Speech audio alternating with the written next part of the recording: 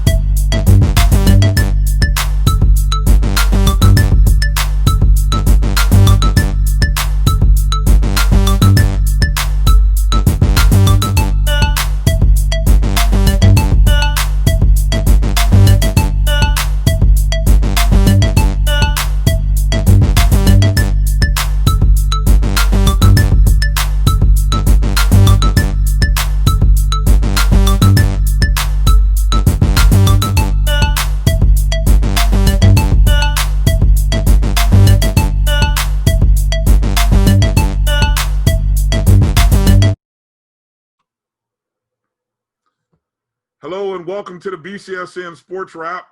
I'm Brian Fulford, masked up. That's AD Drew. He's masked up. AD, how you doing, man? I'm doing all right, my brother. How you doing, man? These masks are such an important parts of our lives, and now they're starting to become a fashion statement. So I guess it's time for the BCSN to make a fashion statement with the BCSN mask. Exactly. As you can see, Drew and I sporting our lovely BCSN mask. I'm socially distanced from anybody in this house where I'm recording, so I'm gonna take off my mask right now. But we want to encourage you, if you're out and about in public, make sure you wear a mask. And eventually we'll have some information. If you'd like one of our BCSN masks, send us a note. Send us a note on Twitter and let us know. At MyBCSN1 is where you should be following us on Twitter, Instagram, and Periscope. You can also find us on Facebook that way, or you can find the BCSN SportsWrap on Facebook as well.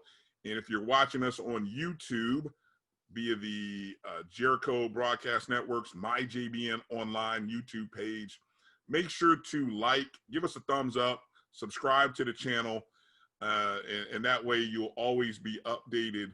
But if you really want to stay updated as to anytime we do a show or any of our shows that are part of the Jericho Broadcast Networks, just download the JBN app, go to your Google or Apple Play Store, search MyJBN or MyBCSN.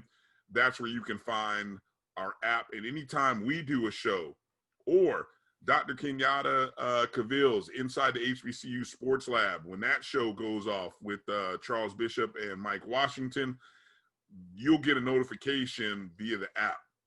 And, we have quite a few shows that are part of the Jericho Broadcast Network, some good shows, good content. Make sure to follow those shows, like and subscribe, and support the content that we are putting out and trying to provide the community. All right, Drew. So in this episode, we are primarily going to be talking with MEAC Hall of Famer Alvin Hollins, who for over 30 years was the Florida A&M University Sports Information Director. We brought him in to help us unpack the MEAC 50th anniversary, which they've put together not only their top 50 moments, but they'll be putting together a list of teams. And, they've already put out a candidates list of football and volleyball players. So I couldn't think of anybody better to talk to about this, as he was a part of the process and is very familiar, at least from one university that's a part of the MEAC. And I figured, Drew, given everything that, for more or less a lot of negative from the MEAC, although they're starting to rally with some positive news, getting into the FCS playoffs that'll be happening in the spring, introducing a conference tournament for the or a championship game for football for the first time. There is some positive news happening. And so I thought, hey, let's celebrate the MEAC and everything that they've done over the past 50 years. And plus, there's some good content right now since we don't have football, right? Correct. We got to do something.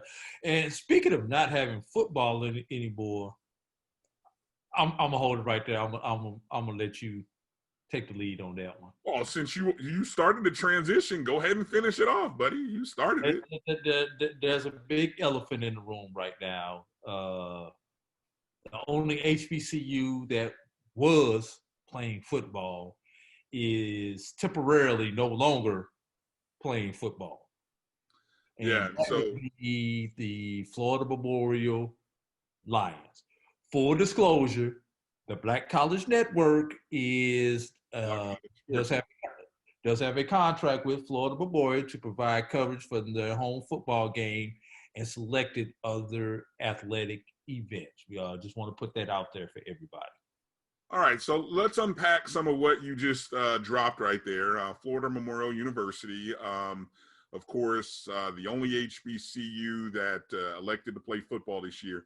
They've had a tough week, to say the least. It has been one of those weeks that has been a very tough week. All of the press has not been good press for Florida Memorial, and it primarily centers around a report that came out earlier this week that Florida Memorial, and I'll just read the headline, that Florida Memorial accused of hiding COVID-19 cluster.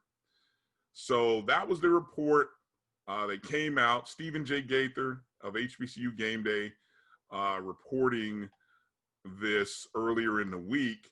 And the story, the article essentially, Drew, centers around statements that were made by, as it states here in the article, statements that were made by people associated with the volleyball team. One is a current volleyball player, one is a former volleyball player. And so you even had, I believe you even had an employee of the university also sort of corroborate some of the statements that were made from one of the players. Obviously, you can go to their site and you can see the article, but let's start there because there's a timeline of events here that have happened over the week. Let's start from that article. Just any quote or anything that came out of that article that you saw that was concerning to you, because for me, in my perspective, as I read that, it felt like there was, and obviously part of this may be because there was no corroboration of anything. There was no official statement from the university in the article, but you had a lot of comments, a lot of salacious, inflammatory comments made by those individuals about the university and maybe even specifically the athletic director, Ernest Jones. Your thoughts, Drew? Anything that stood out from that initial article? We're talking about the initial article. That's the HBCU Game Day article. Yes. Okay. And I'm actually on the second article, so give me a moment to pull that up. And I'm looking for a specific quote. Well, I'll come to the second article in a moment. And I can't remember which article that I saw that quote in. Give me just a second to pull that up. But before we get into that, I do want to. I do have to say this, Bryan, especially for me. You know, the opinions that you may hear here are not reflective of the Black College Sports Network, and in no ways are, you know, the views of the Black College Sports Network and Jericho Broadcasting, which Black College Sports Network is a. You're just getting in all the disclaimers now, Hunter. Get them all. I'm giving all the disclaimers right now in case I say something that somebody may not agree with. Okay, all right. But in the initial article,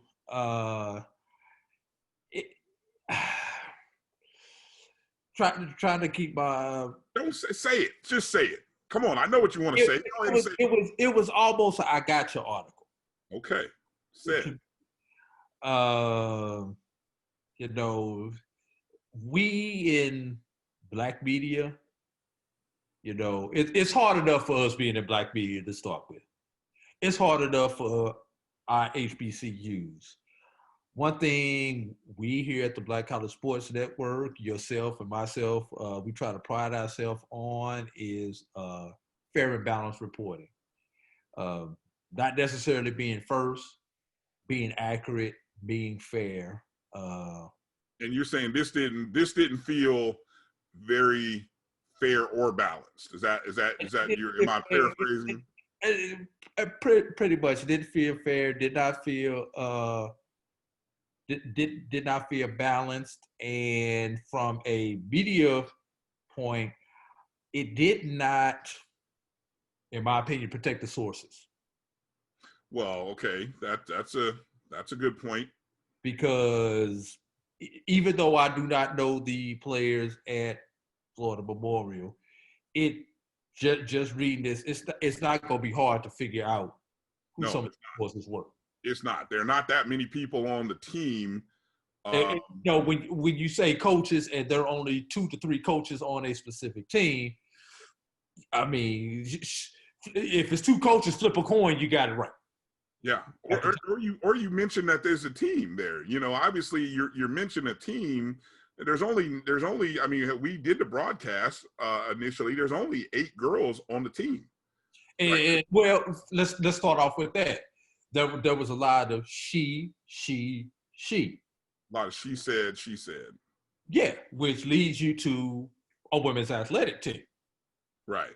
So instead of just using general phrases, it gives you to start off with a specific sport.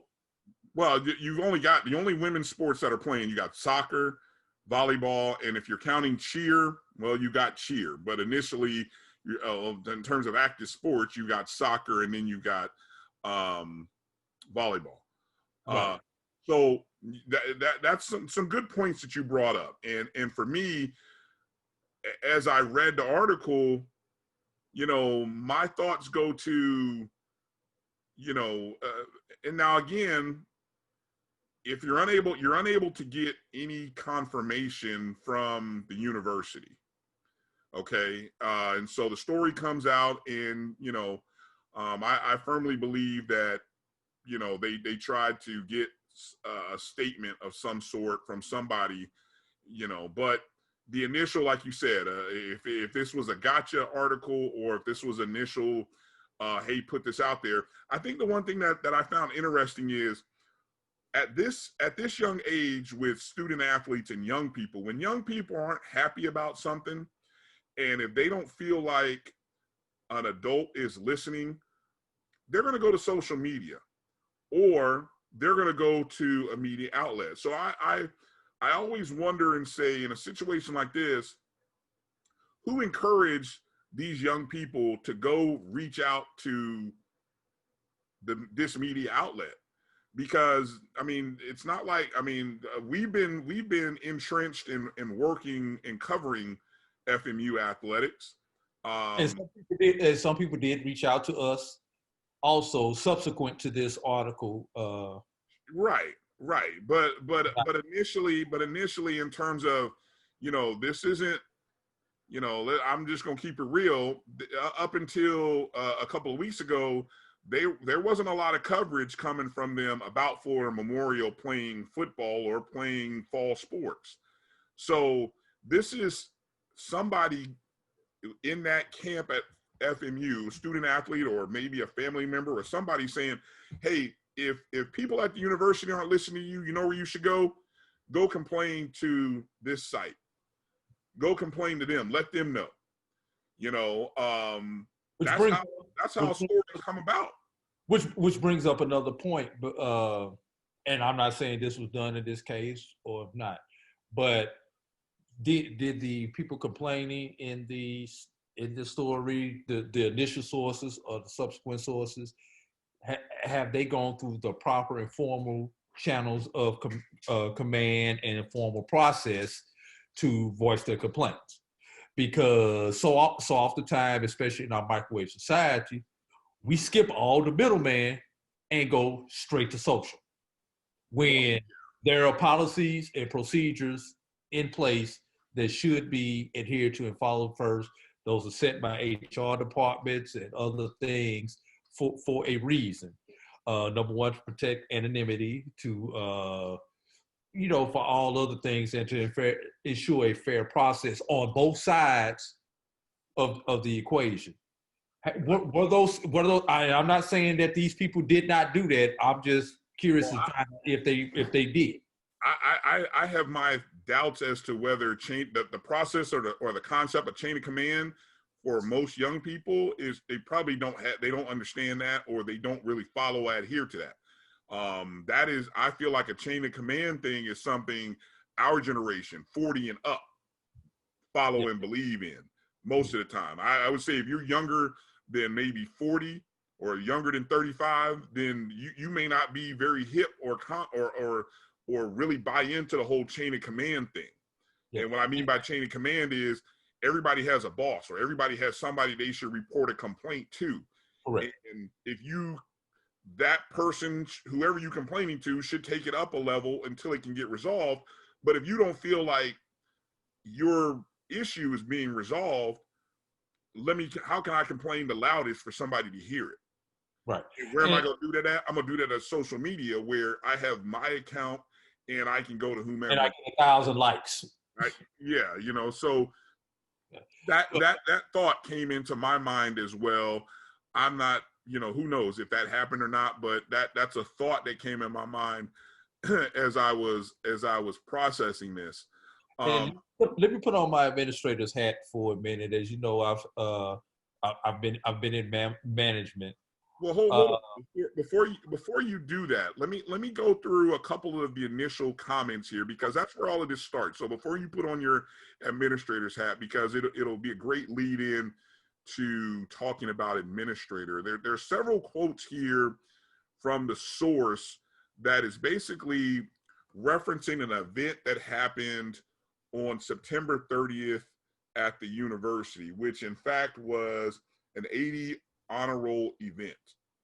So the AD honor roll event held in the gymnasium was there to recognize all of the student athletes, I'm presuming from the summer or the previous semester, that had 3.0 or better GPAs.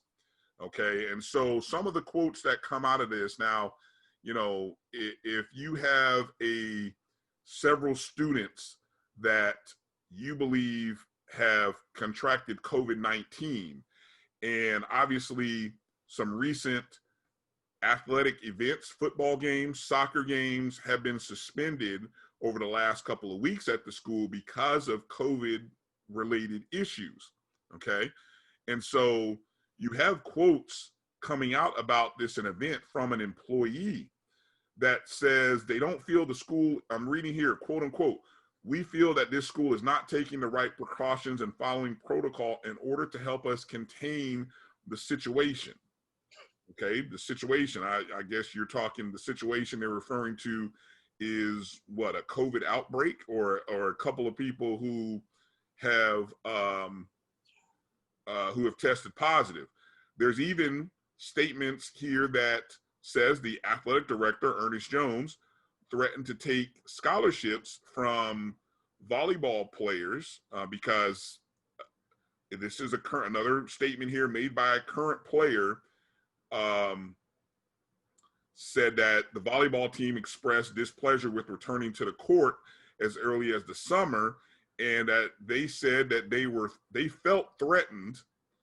Well, as it's stating, it says they are threatened to take the athletic director threatened to take their scholarship if they don't compete.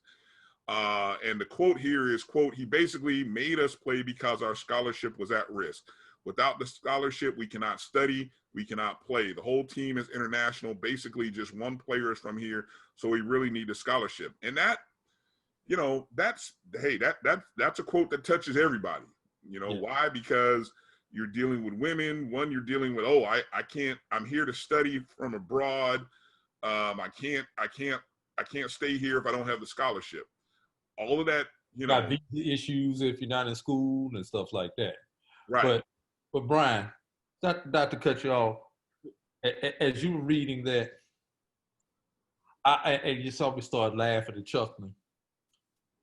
take those statements that you just made, and I want you to insert about 3 different words in appropriate places.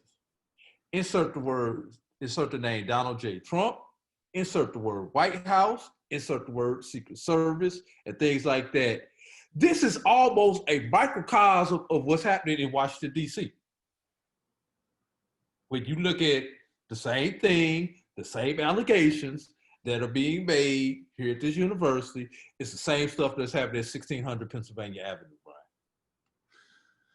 Oh, that's an interesting parallel that you're drawing. It just occurred to me when you was reading that. You know, we've had a president who had COVID, who still threatening to fire people, making people go back to work, making people be around him, even though he know he's contagious, other people potentially contagious.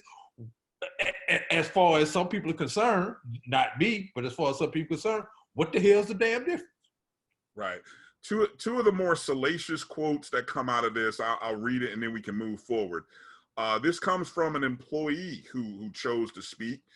And this person said, quote, "I feel like administration, senior staff, anyone high above at Florida Memorial is doing nothing but basically just spitting in student athletes' faces." And the students' faces, they've been told multiple times. Like Congress right there. I'm sorry? It sounds like Congress right there. They've been told multiple times by medical professionals that the school needs to be shut down, and they keep going around what they're saying. Okay. And then the other quote here is from a current player. The athletics department, especially the AD, don't care about our health. They want us to keep playing even with this outbreak. So that article, which comes out on Monday, drops, and it's just like, wow. I mean, again, very salacious. Credit, Steve and HBCU Game Day who reported that. But again, they're reporting, I feel like the article is primarily centered on the complaints of students. Now, if you saw this on a message board, how much credence or credit would you give it? Depends on my frame of reference. Me as a 48-year-old person who is in administration, in management, I listen to it, but I have to ask those same questions. It's almost who knew what when, and what was done when they knew it. Right. That would be what I would have to know. And just talking from personal experience, when you sit in that management seat, such as AD Jones does, every now and then you get blindsided by someone, somebody, something. The first thing is, how am I supposed to fix a problem if I don't know about the problem? I'm hoping that AD Jones was made aware of the problem in order to try to solve the problem. If he was not made aware of the problem in a timely manner to try to solve a problem, that's a whole nother issue for everybody else with the administration, staff, and everybody else at Florida Memorial University. So, you gonna say something? No. Go. I thought you were finishing. Go ahead. Yeah. So then, once you know about the situation, because there are many times when you get thrown into a situation that you do nothing about, but it's your job as the administrator to solve it. How quickly you respond and get the situation at least stabilized. You may not be able to correct it, you may not be able to maintain it, but you have to get it stabilized.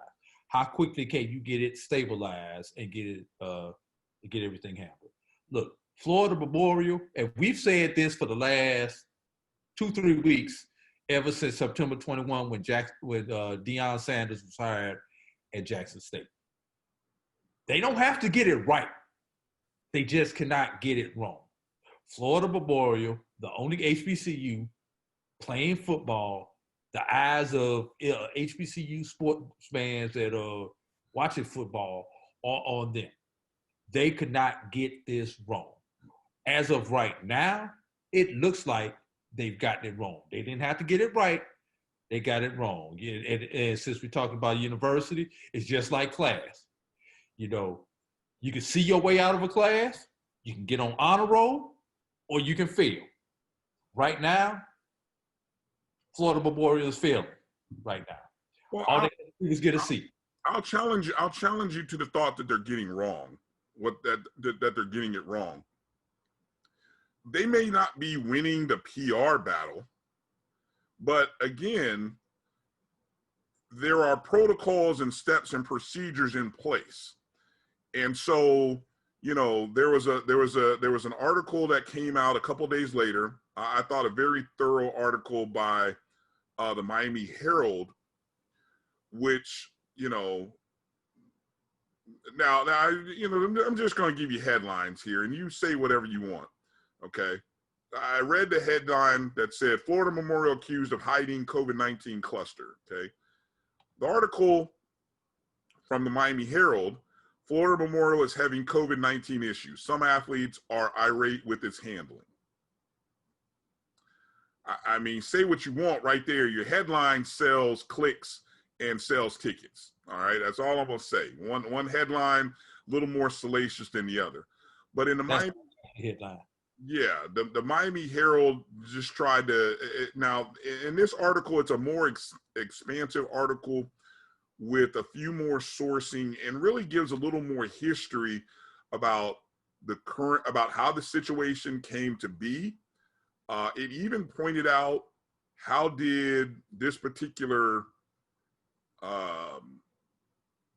I don't know if you want to call it an outbreak or what did the contact tracing reveal, but they tell you about how this happened. You know, and where they reference how and I'm just reading right here from the article, that the uptick in cases traces to the start of last week when an athletic department employee who works closely with athletes in all sports tested positive for the virus. The test result came just days after the employee traveled on a bus with the football team to and from a game against Weber International in Polk County. So, you know, the AD talks about the Jones in this article that, you know, after the positive test, the department began testing other athletes, found the virus spreading around the students on campus, about 30% of whom are affiliated with athletics. About 30 football players have tested positive, the athletic department source said.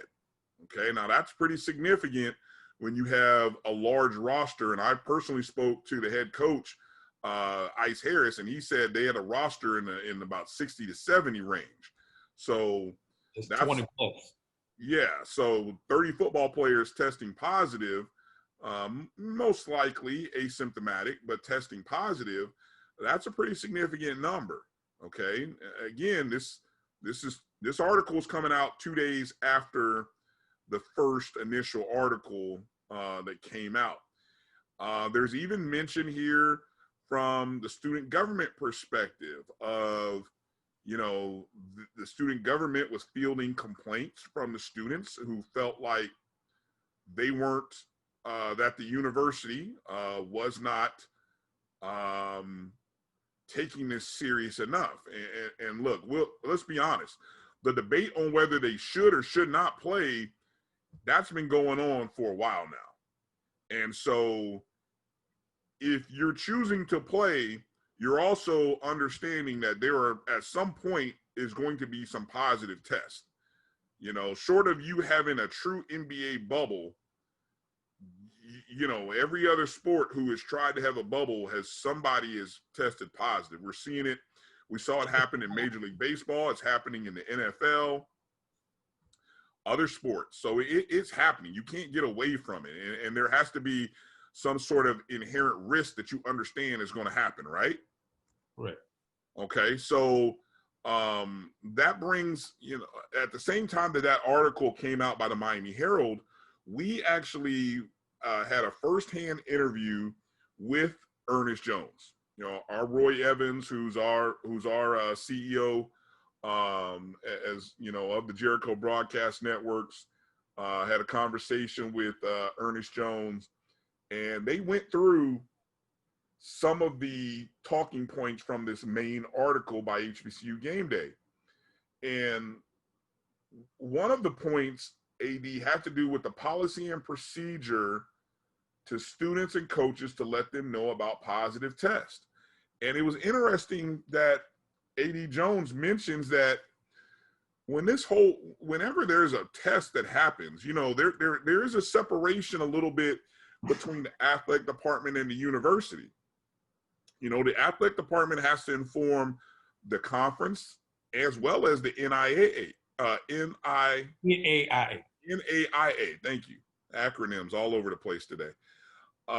You got to be able to, you got to let those entities know.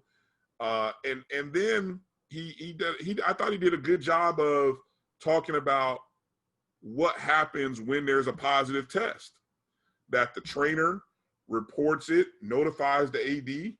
When that happens, the athletic director, that's Jones, he then sends it sort of triggers what he calls a point or an email, or it starts a chain that goes to the head coach, human resources, facilities, student affairs, housing. They inform the conference, they inform Dade County Health, and there's a mass communication that's sent out to the student body. So that's what Jones is saying, right? And so I thought that was very important. I thought that was telling, which felt like it was a little bit in contrast to what I read that the students are hearing. Experiencing is a better word, right? The whole taking of a scholarship thing. He clearly points out he can't take the scholarship. I mean, but let's be real. If the team is playing and you choose not to play, I don't know if there was a opt-out opportunity that was presented to the players. But if you're choosing not to play, you're on scholarship to play.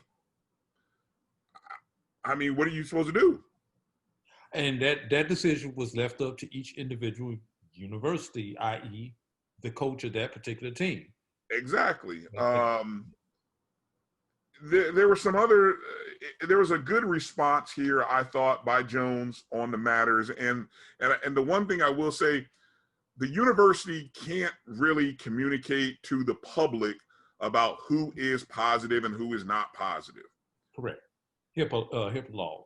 Right. All they can do is maybe at most share numbers. And this article in the Miami Herald does provide some numbers. So you got to believe that Jones did share some numbers. He is quoted in here saying, after positive tests, the athletic department began testing other athletes and found the virus spreading on campus. So he did mention that 30% of the campus appeared to be athletes that were affected. 30 football players, that's another number that had to come from the athletic department, obviously. So in the end, Drew, I guess at this point in the ball game, my question then becomes, well, what's the problem? As you looked at this thing over the first 3-4 days, did you ever come and ask yourself that question and say, what's the problem here? What are we, is this a safety issue?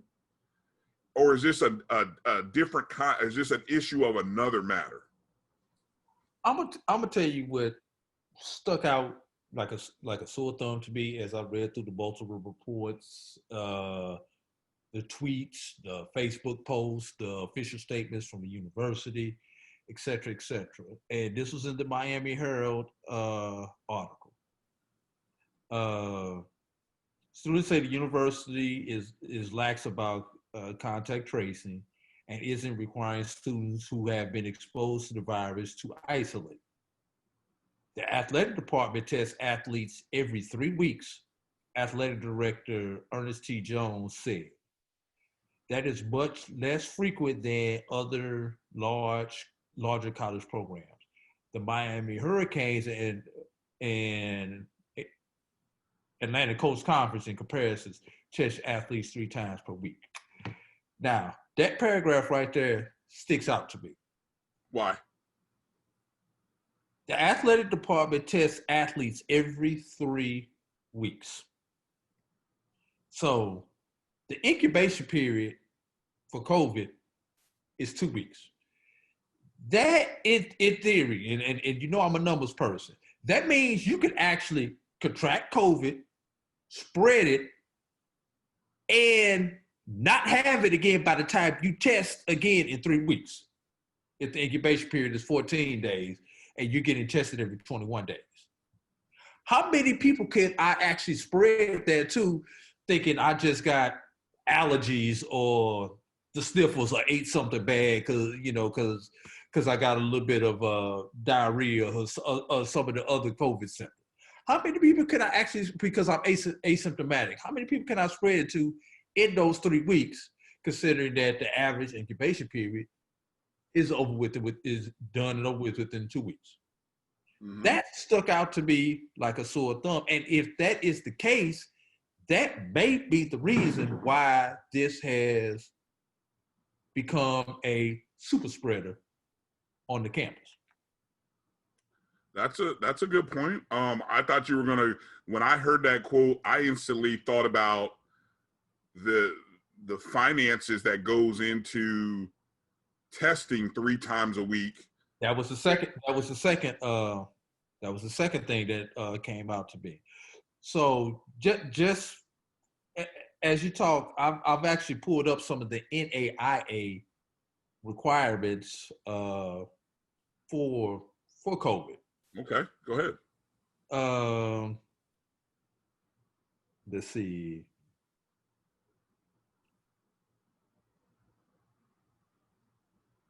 Yeah, so.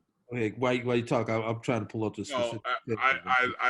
I'll mention that the cost of testing, from a report that I read or an article that I read earlier in the summer, back when I think this might have been the Big Ten was doing some financial analysis, was probably in the ballpark of $100 per test. But if you have, it's sort of unrealistic to compare what testing is happening at Miami University with the budget that they have versus Florida Memorial University. I agree with you. It does seem like 3 weeks is a long time. But I'll also say this, Drew. In high school, very few counties are testing at all. They are responding to symptoms. Now if you have a symptom, they may be advising you to stay home or to quarantine yourself. But there are high schools that are playing football in the state of Florida that aren't testing, not even every 3 weeks, let alone 3 times in a week. Here's the thing, and this is where you have to look at, Brian. There are play on words when it comes to this thing. You have screening, you have screening verification, and then you have testing. Mm-hmm. Now, do we all know what their screening is, Brian? That's when you come. They ask you those 4 or 5 questions every time you come to practice. Have you been around with somebody with COVID? Have you had a cough, sniffle, blah blah blah? Have you had diarrhea, blah blah blah? All right, here's the temperature gun. Beep. Okay, 98.2. Okay, go ahead about your business. Right. That's screening. Right. That's garbage. That's what everybody's doing. That's what everybody's doing. And you've done it so often by now, you don't know. No. Temperature's good, holla. even though I got snot coming out my nose down to my chin. Jesus. Yeah. Okay, but so that's the screening. Now here's the thing: is testing required by the NAIA prior to competition? And this comes from the NAIA website. Originally, the Council of Presidents was requiring a negative PCR test for all NAIA student athletes and coaches prior to competition.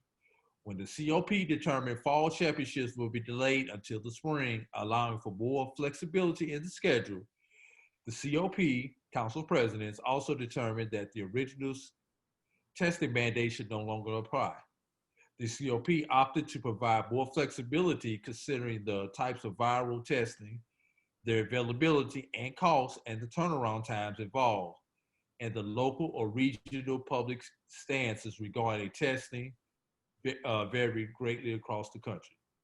Given this variability and complexity, NAIA determined it was inappropriate to require a single testing protocol for all its members. Rather, the NAIA strongly recommends that individual conferences and institutions consider very carefully the best way to deploy COVID testing to support the safe return to athletics. Basically, the NAIA has left it up to the university. Which is the same thing the NCAA did, which they left it up to the university and the conferences. Right. And giving the climate in your state of Florida, who, as we record this broadcast, basically have taken all COVID restrictions away as far as federal mandates, to be honest, this stuff does not surprise me right now, Brian. Yeah. I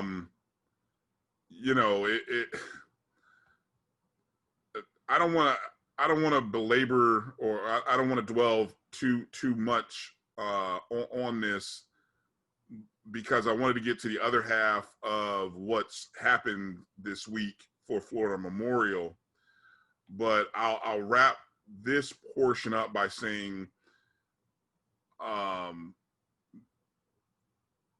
you can go to the Sun Conference and you can look at the fact that the Sun Conference and the other schools, I think there are, I'm just doing a quick number here, I think 7 or 8 other schools, they all chose to play and they all chose to follow protocols,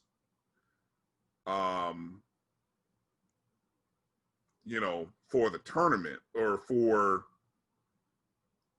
their schools, for the conference rather. As this plays out, the question will be, did they follow the guidelines? And those guidelines aren't going to be what everybody wants them to be.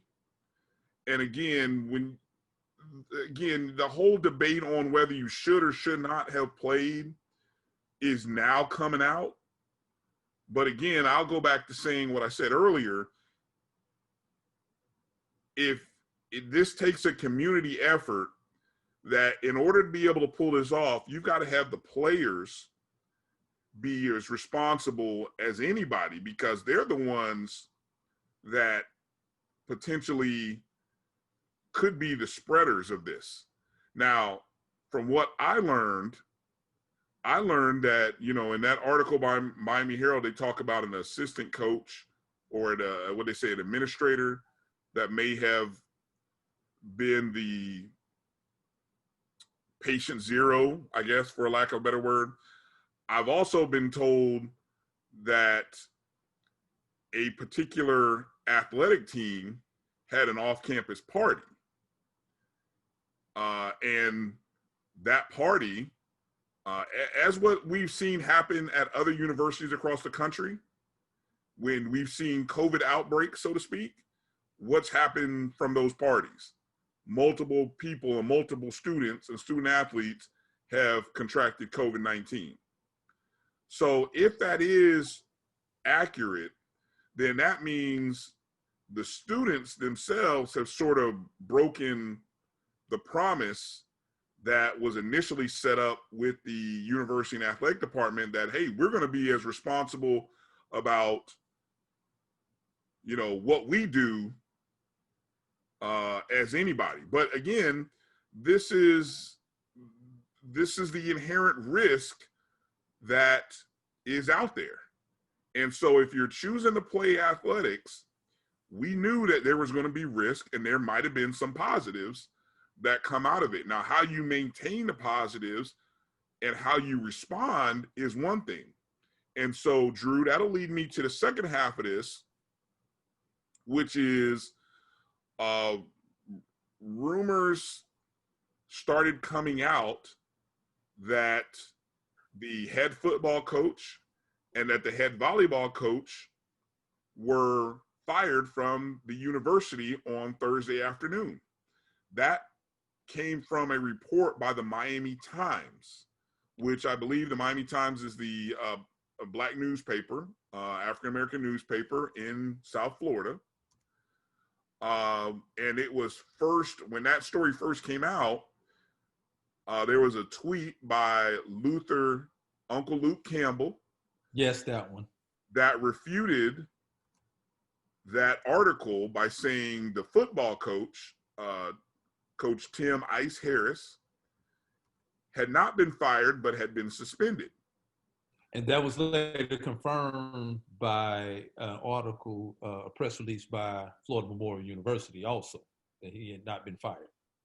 Correct. And they sent out a tweet on Thursday afternoon from the university's website or Twitter feed. Yes. And this was it says, FMU news alert. Please be informed that contrary to erroneous reports, both Coach Timothy Ice Harris and Coach Marita Crockett Moulton, who is the head volleyball coach, remain employed at the university. The university has no further comment on any employment matters at this time. So, you can't say that they've been fired. We don't know if they've been suspended or not. Obviously, through the university statement there, and they're not going to say whether they have. And if a coach decides to release that information, well, that's on the coach.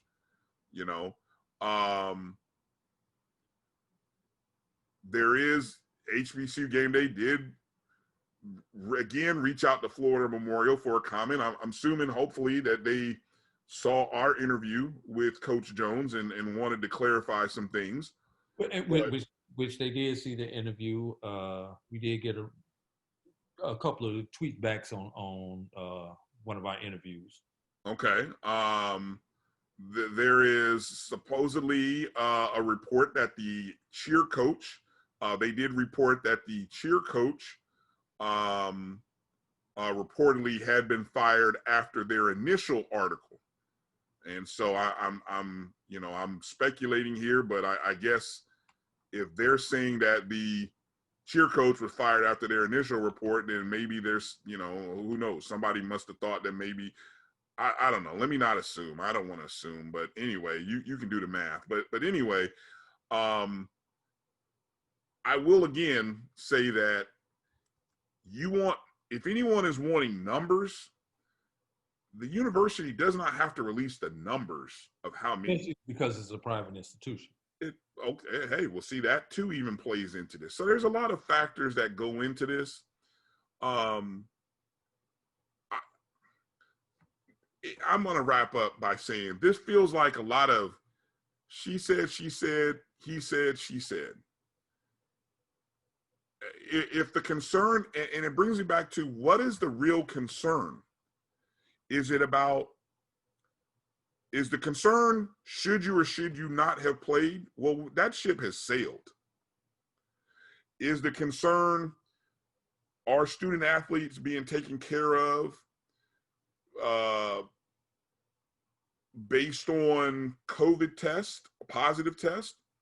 It sounds like there are other aspects or other parts of the university that oversee that, not just solely the athletic department.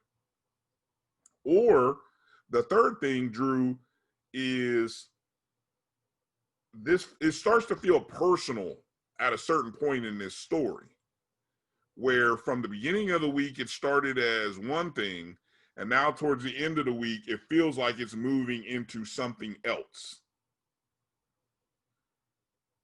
There's more that will come out of this, but that's just how I see it. I'm still left asking questions by the initial group of complainants as to what are your real issues and what do you want to see happen? What's the goal? Do you want somebody fired? Do you want somebody no longer in their role? Do you want to see changes to a policy? Do you want to see there be no sports played? I haven't heard that yet. Have you? So you tell me your thoughts. That's all I've got. I'll let you close with your thoughts. Starting where you left off, what's the alternative? What are the alternatives that are out there for this situation? One thing that I could tell you as being in management and having been in crisis mode, which right now, Florida Memorial is in crisis mode. Sure. Yeah. Look, let's get this situation stabilized. Let's get it solved. Then let's go back and figure out where the hell we went wrong and how we got into this situation. Figuring out how we got into it does us no good right now. We need to stabilize this and solve this first, then go back and figure out how this happened so that it does not happen again. That's my advice for Florida Memorial to start off with. Number two, and this comes from thesunconference.com. We talked about testing. They left it up to the NAIA, left up to the conferences and to the schools. A minimum of one COVID test will be done prior to a student athlete becoming eligible. That was probably back in August when those kids first came to school. PCR and antigen test methods are accepted. Additional tests may be considered, but must be pre-approved by the Sun Conference Return to Play Task Force. Each institution's full testing policy must be included in its COVID-19 institutional policy submitted to the conference. All student athletes are recommended to obtain COVID-19 diagnostic tests prior to participating in any team athletic activities. And then on there, it goes on to how travel is supposed to be handled, conference protocol, which requires a contest protocol, which requires masks being worn by anybody not playing at that point in time, bad interaction, communications, and you talk about those international students, Bryan, they are stuck. They cannot go back home. They are stuck here stateside. Mm-hmm. So I really feel for those international students. Screening procedures, testing procedures, go through and read it. But Bryan, to be honest, it's generic. It's vague. Oh yeah. And probably vague for a lot of reasons. It's meant to be that way. It's exactly. It's meant to be that way. Basically, once again, it leaves it up to the university. The question that needs to be asked is, what is the university's policy on COVID testing, COVID screening, et cetera, et cetera? Number one. It's on the website, according to the interview that AD Jones said. He said it's on the FMU website and it's on the conference website as well. And have those procedures been followed? If there is a hole, there just may be a hole in the plan that was unforeseen. Sure. It happens. This situation has been fluid. Or either intentional or unintentional, certain things may not have been done. So it comes down to this, and I'm gonna be as blunt and honestly as I can. You remember back to school, your school teacher, math problem. You got two equations, two unknowns. You got to solve for one in order to get the other one, correct? Okay, I'm with you. Okay. Right now, we're at a point either people don't know or don't care.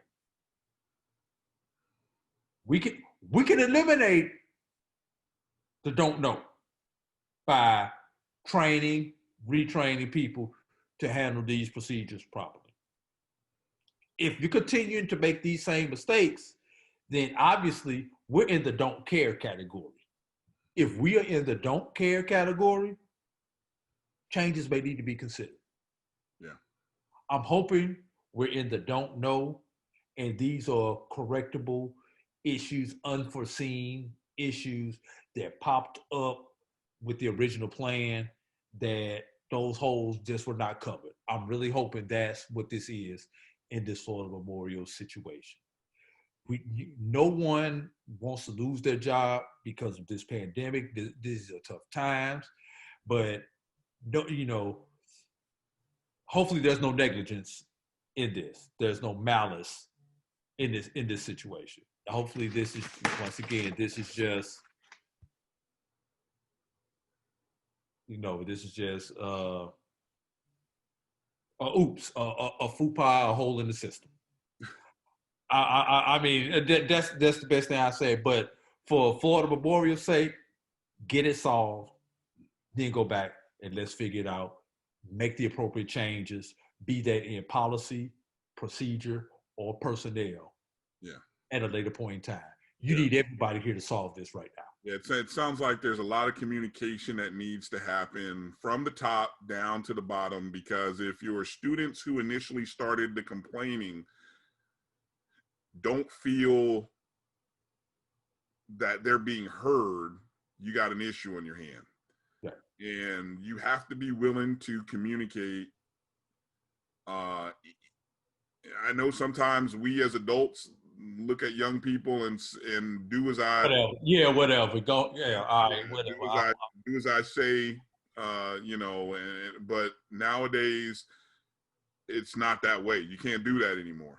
You especially really, active as these kids are with social issues and everything else that's going on. Exactly. I mean, the volleyball program has been one of the very vocal and upfront programs for Florida Memorial as it relates to the social issues, that they're a part of, letting people know how they feel about the social issues that affect this country. And as you said, many of them are not from this country. The majority of the team is not from this country, but they are standing up, making their voice heard loud and proud.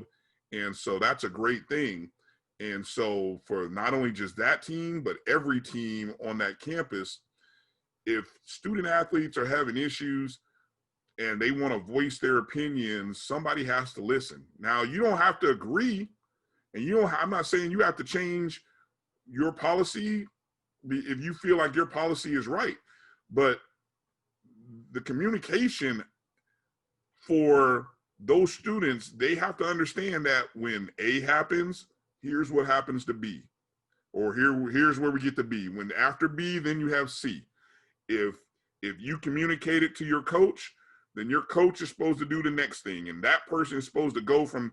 Everybody has a role, and a lot of times I feel like when you read articles like this and see this whole situation, it feels like somebody either wasn't informed or is out of the loop, or they didn't listen to the conversation or the communication to start with.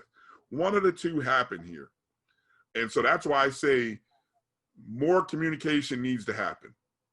And that's what I hope happens. It's been a tough week at Florida Memorial. And that communication does not need to be via Facebook, Twitter, or text message. I agree, 100%.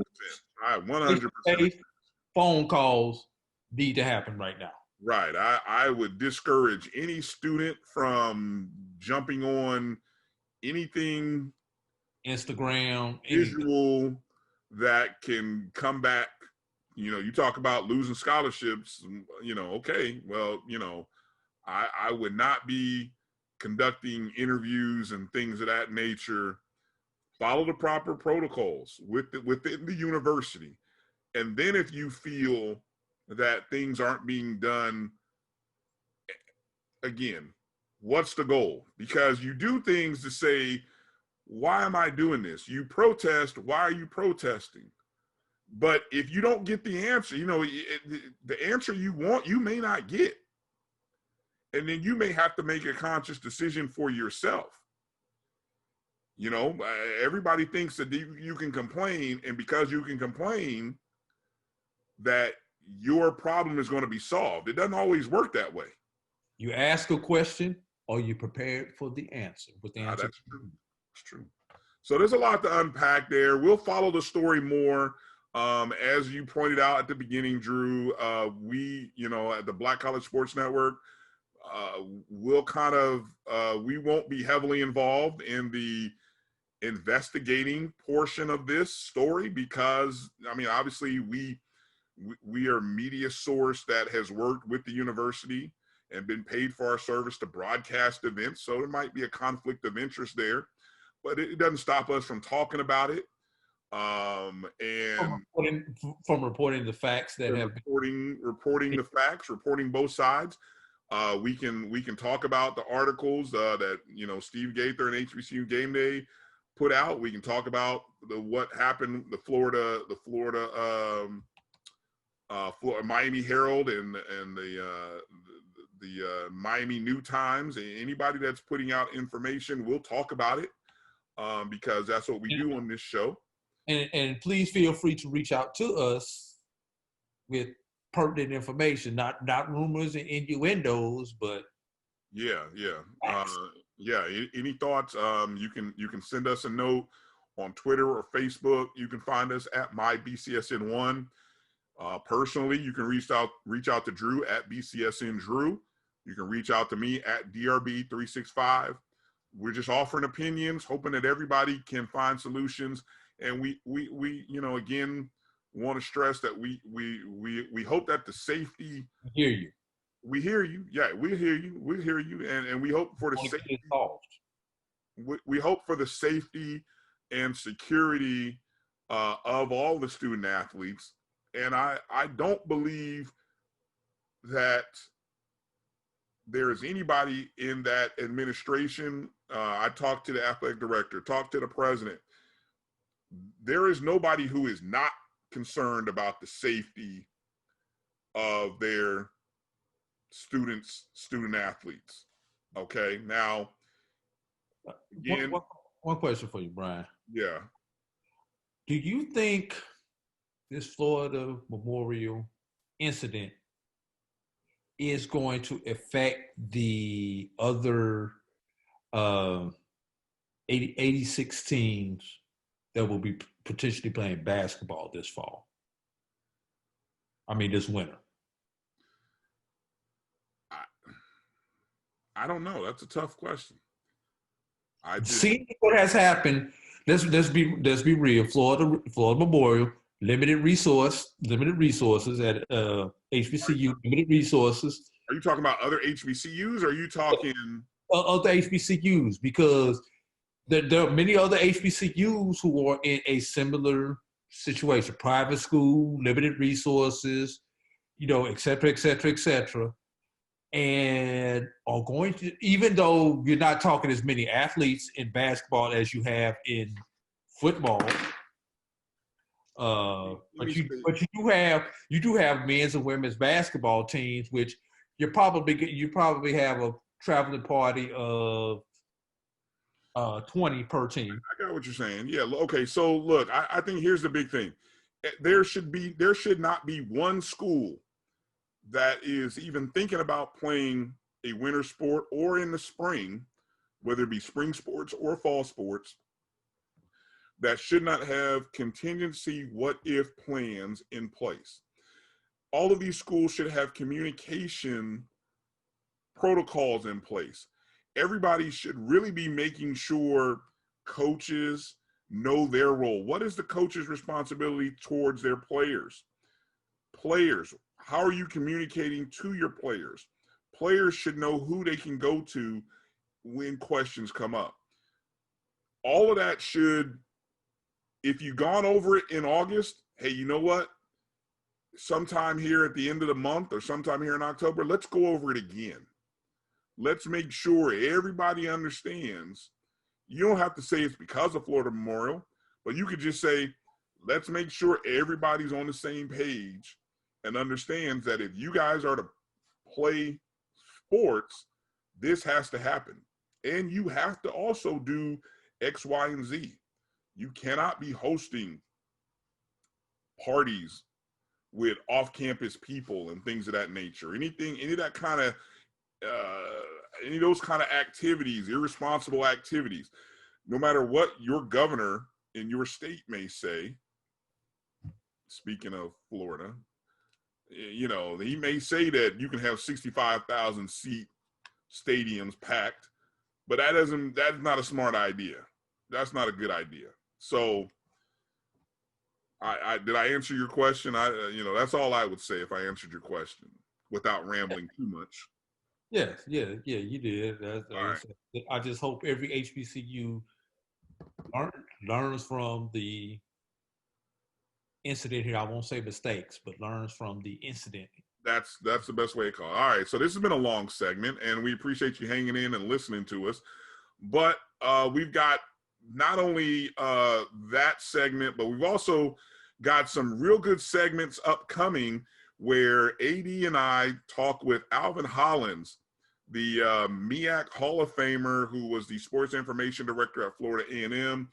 We get into talking about the MEAC and their 50th anniversary, top moments, some of his personal reflections from the last 50 years or just his time in the MEAC during the past 50 years. And that's the first of many conversations that we'll be doing on the SportsWrap as we celebrate 50 years of the Mid-Eastern Athletic Conference in athletics.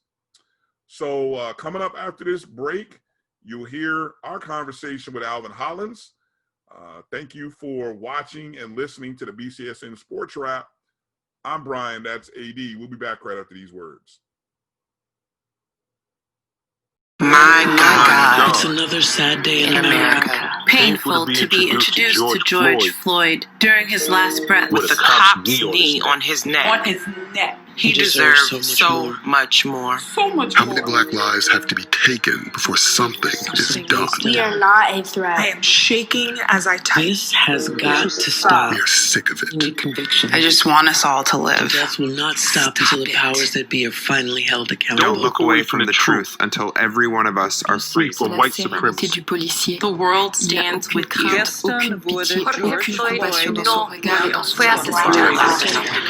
Criminalizing and killing of black and brown bodies is not new. It's as old as America. It's just getting filmed more. Do you know what it feels like to be hunted? To have a new hashtag for a dead black person every single day? How does one plan a life if they aren't sure they will have a life to plan? Tarisha Armstrong, Deborah Dance, Megan Michelle Lee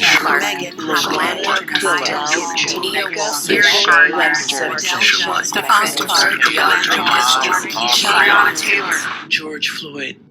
His name was George Floyd. Say his name. Say his name. George Floyd. Say his name. Say their names. Once again, and always, we fight for justice. Black Lives Matter. Black Lives Matter. Rest in power, beautiful. You didn't deserve this.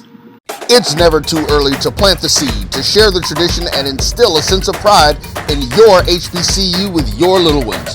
HBCU Pride and Joy Children's Boutique helps you share your school spirit with a wide selection of adorable kids apparel and accessories officially licensed from your favorite HBCU. Visit hbcupridejoy.com and follow us on all social media at HBCU Pride Joy on Facebook and Twitter. Hello and welcome back to the BCSN SportsWrap. Brian Fulford and AD Drew here. And finally about to get into this conversation that we've been planning for some time. And it's not too many times that we get a chance to be joined by and talk with a Hall of Famer, but that is who we have joining us right now. MEAC Hall of Famer and 3-decade sports information director at Florida A&M University, Mr. Alvin Hollins. Alvin, it's a pleasure to have you on with us. How you doing? It's great to be with you guys. I mean, the MEAC, it's kind of a subject next to my heart, although FAMU is number one there. So it'll be really fun, I think, to go through these discussions and just look back on 50 years of greatness. Yeah, definitely. And that's what we're going. This is the first of a few different shows that we've planned out. The MEAC, of course, celebrating its 50th year, its 50th anniversary. And Alvin has been a part of the MEAC as a sports information director for well over 30 years of that. So there are very few people that we could think of to include in our conversations about the conference. And so obviously, we can look past not only just the time spent at Florida A&M University, but I think you have some great perspective here on the conference in general. Just to kind of let people know what the MEAC has put together here. And one of the things they're doing is they have already published a 50 greatest events during the MEAC's first 50 years. And the way they put that together is they kind of divided up the first 25 and the second 25 years of the conference. And then what they'll also be doing is they will be creating lists of various per sport all-time team candidates in an effort to create a 50th football team, for example, or a 50 greatest volleyball players and things of that nature. So on MEACsports.com is where you can find this information. And one of the things we're going to get into talking in this particular episode with Alvin, we're going to talk a little bit about the first 25 to 30 years of the conference. And there's a lot of stuff here to unpack, so we're not going to try to unpack it all, but from the information, we're going to try to come up with maybe the three moments from each decade that we see. And then when we actually finish through all of the events, we'll kind of create a top 10 list, our own personal top 10 list. And then we're going to also, a little bit later in the show, kind of talk about some of the all-time football players. And there's so many guys. In fact, I think, Drew, what did I tell you? I think almost 150 some odd players. Was that the count? Yes. 130, 150, 100 and something. Yeah, there was so it's almost 150 players, offense, defense, special teams from the last 50 years that were a part of this. And so we've been breaking down this list. And I think today we'll talk with Alvin about some of the offensive players. We'll get into the wide receivers, running backs, and the offensive linemen. And then in later shows, we'll talk about some other guys. But first, let me ask you, Alvin, on the heels of the 50th anniversary for the MEAC, obviously one of the things that's sort of come up in this past year, 2020, there's some major changes happening within the conference. A conference that at one point in time, almost a decade ago, was on the verge of having 12 members, is now facing this time period 10 years later, where the departure of Florida A&M, well, actually we can start by saying the departure of North Carolina A&T, FAMU, and Bethune-Cookman will take place at the end of this academic year. As you look at the current landscape of the MEAC, what are your thoughts on some of this past year's news and just the departure of not only just one of the founding schools of the conference, but then two programs who have really made some significant moments over the past 40 years or so since Florida A&M and Bethune joined the conference? Well, it's I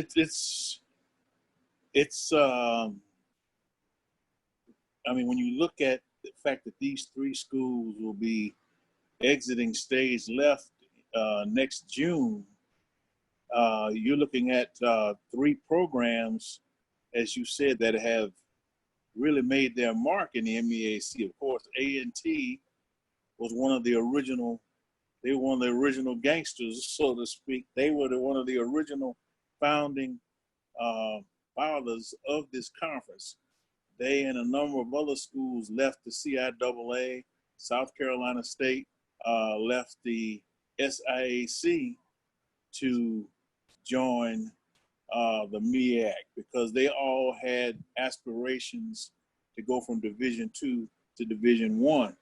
So that was kind of the impetus behind the founding of the conference. But those 3 schools, I mean, of course, A&T has had a tremendous run, the last 4 or 5 years in football. Their basketball teams have been outstanding, and their men and women's track teams, have been world class the last 3 or 4 years. They got a tremendous facility there. So losing them is going to have a huge impact in terms of, especially when you look at football, basketball. When you lose people of the caliber of these 3 schools, it affects your national standing as a conference. When you think about the 90s when FAMU and Hampton and A&T, South Carolina State, they were going to the FCS playoffs on a regular basis. There were at least 3 of those teams that were nationally ranked in the top 25. So that helps your strength of schedule. So when they're selecting teams for the postseason, you can actually hold your head up against schools from other conferences. So losing FAMU along with A&T and Bethune is really going to, it's going to, you look at the travel savings that the remaining schools will have because they don't have to make that long trip down to Florida. But by the same token, when it comes to football attendance, I think FAMU probably stands alone in the fact that they're on the road at Howard or they're at Delaware State or at Morgan, the alumni usually show that orange and green shows up in round numbers. So that drawing power is gone. But we know FAMU has also been a dominant program. In fact, when we were putting this information together, we reviewed the championships that had been won in the conference since the league started in 1970. FAMU had 117 conference champiomships, and the next closest team was South Carolina State, with I think they were right around 80. Now, what's significant about that is that FAMU was not a charter member. They joined in 80 and they left in 83 and returned in 88. So, they didn't even, so you figure the last, 35 years, I guess. 35 years of the 50 where FAMU was involved in. Don't forget about the 2000s when they went independent also, as they moved to FBS. Right, for less than years. 35. Right. So, but the fact that we're not a charter member yet, we dominated in terms of the number of overall championships. It says a lot for where FAMU was, and I think in the 90s, in particular, was where you really saw FAMU be the I guess the Lion King, so to speak. But, the rivalries in the conference, FAMU and A&T, FAMU and Bethune, FAMU and Bethune be taking their rivalry, Florida Classic rivalry, to the SWAC now. But the A&T and FAMU rivalry had really started to heat up again. I mean, it was pretty testy at times when Bill Hayes and Bill and Billy Joe were coaching in the 90s, but it really heated back up the last few years with Willie Simmons and the coach from A&T. But in fact, they, the last 2 years, FAMU's won, on the last play of the game, so to speak, and it's left A&T kind of upset. But overall, you're looking at 3 programs, and we didn't talk enough about Bethune. Bethune-Cookman, really came into its own. They were a private school, but by the 80s, especially with Lynn Thompson as their athletic director, they really began to become more competitive across the board. Most fans know about the coach, that dynamic coach that they had there for so many years, Alvin Shine Wyatt, and he was a personality all his own. But he was also a very great coach. Actually coached women's basketball too. But you look at the Bethune-Cookman baseball, they became the dominant program in baseball. Their softball team, actually won a regional, upset University of Florida, and made it to a super regional, made it to the third and side game of a super regional. So they have, even though some people at FAMU consider them our little brothers, not so much anymore as far as that goes. I mean, I think they have pulled up even with the Rattlers and the rest of the conference. So it's going to be sad to not have the 3 of those teams in the league. But it'll also be interesting to see how the league moves on, because they'll almost be back down to the original number that they started out with, which I think was about 8. They'll have 6 to play football and 8 total in the conference starting July 1 of next year. Right. That's one of the things that I know we've heard. Originally, there were 7. The original 7, you had Delaware State, Howard, Maryland Eastern Shore, Morgan State, A&T, North Carolina A&T, North Carolina Central, and South Carolina State. That was the original 7. And then, of course, Maryland Eastern Shore didn't have their football, or I'm not sure what year was that when they stopped with their football program? Probably had to be 79 or 80. Okay. Because I know in 70, I know the FAMU played them in 78 in Jacksonville, I think, in football. So they had football up to the late 70s, and then they dropped it. So they're back. So they're back. Basically, they're back down to 6 or 7 schools. I think it'll be 6. And 6 in football. Yeah, it'll be 6 in football. And I know that's obviously with I guess you could say with the structures of conferences these days, it seems odd to people. And I think even everyone is quick to want to say who should come join the conference. But like you said, it'll be interesting to see how long or how the conference does function as a 6-member football, how they function as a 6-member conference going forward. One of the things I was going to ask you also, Alvin, and with all of the different coaches and across the various sports and personalities, is there a coach or maybe an athletic director or maybe just an interesting rivalry that you saw develop from your time as a sports information director and covering the various sports that really interests you or kind of maybe defines the MEAC over the 50 years? Well, I think the conference certainly, had aspirations, to compete, nationally, not just within the conference or on the HBCU level, they had aspirations to, I guess you want to say, go mainstream.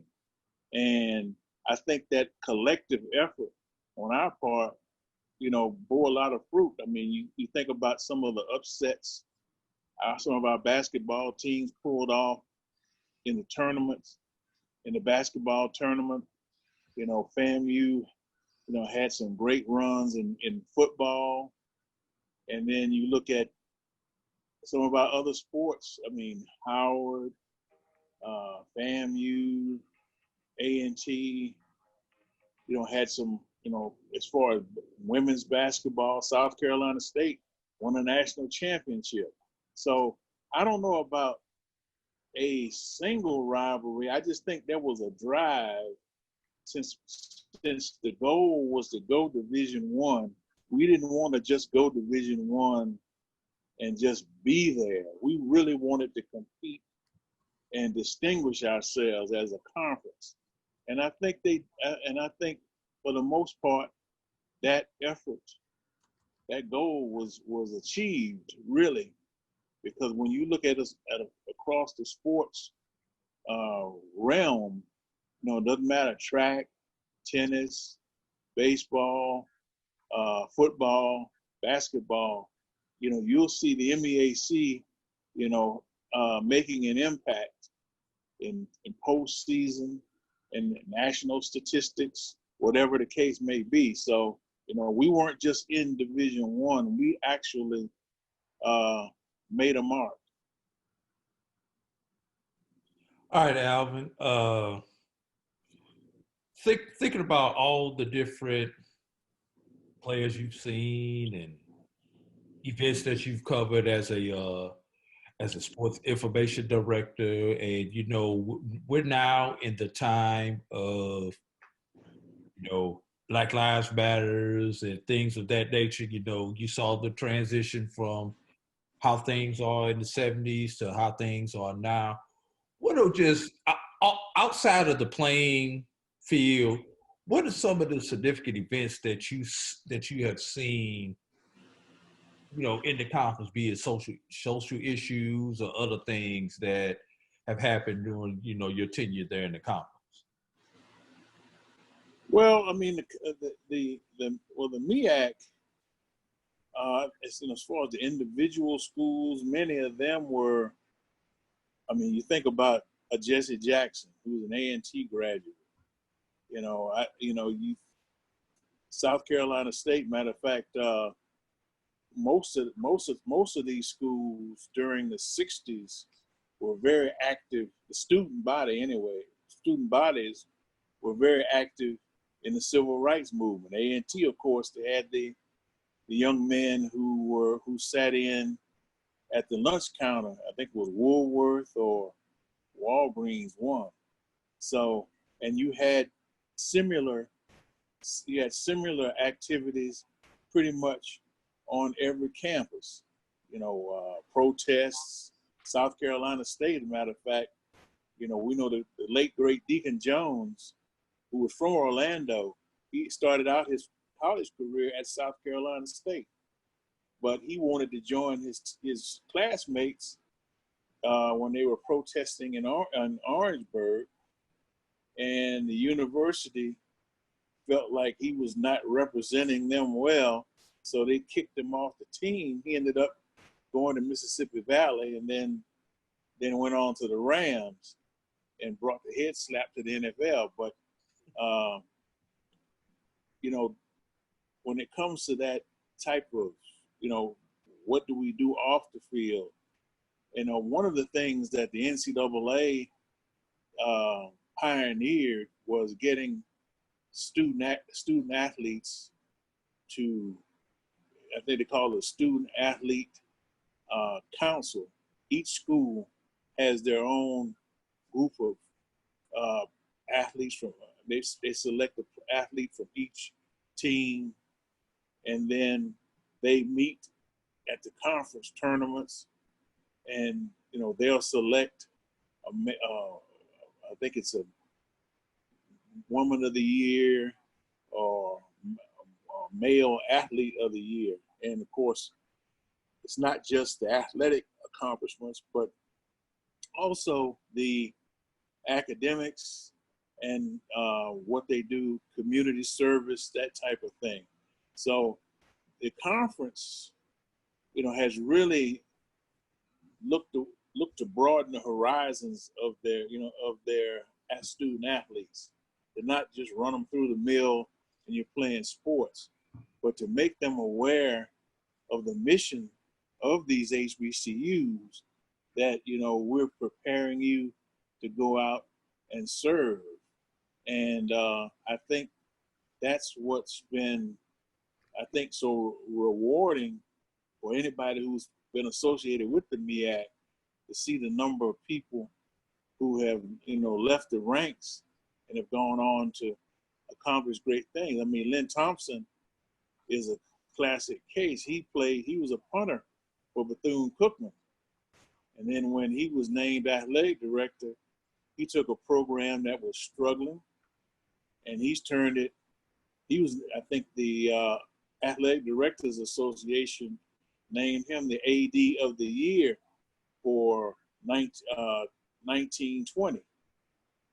And that's a significant honor for an athletic director at HBCU. But he has distinguished himself on NCAA committees. He's built that program at Bethune up to the point to where they're competitive across the board in a number of sports. But he's also, his professionalism has been kind of an example for other ADs. And I think it shows the potential that all of our schools have. I mean, we know over the years that at HBCUs have won national championships in Division II. Bowling won several championships between A&T and UMES. So you look at the wide range of sports, so to speak, that these schools sponsor. And like I said, one of the goals was to be a significant player, in the mainstream or against the mainstream. And I think they've accomplished that. And I think they will continue to do so. All right. One last question before we get into these top moments. I need you to put your SID's hat back on for a minute. I know it's deep in the closet somewhere, but I need you to put it back on. Think about, through your almost 40 years of being a SID or associated with the SID, how things have evolved from taking stats on paper to the only media coverage we had was, the black newspaper. And it's amazing. I was having that conversation. I don't know, but I was having that conversation with Bryan or someone else earlier, a few days ago from when we were recording this, but how the field has changed, because I started out doing statistics and things like that in high school, like a team manager, and wrote a couple of articles for the local newspaper. This is back in Louisiana, Baton Rouge, and at the lab school for Southern University. Then moved up to the university, worked in sports information. But in those years, this is the 70s to the early 80s, we were using typewriters. We didn't have computer stats. We didn't have computers, period. I used to joke with some of our folks. I said, man, when we got Texas Instruments calculators, we didn't have to do long division to figure out percentages. I said it couldn't get any better than that. Doing statistics. Calculators changed the game, boy. I'll tell you, now you can do accurate percentages and averages and all that kind of stuff.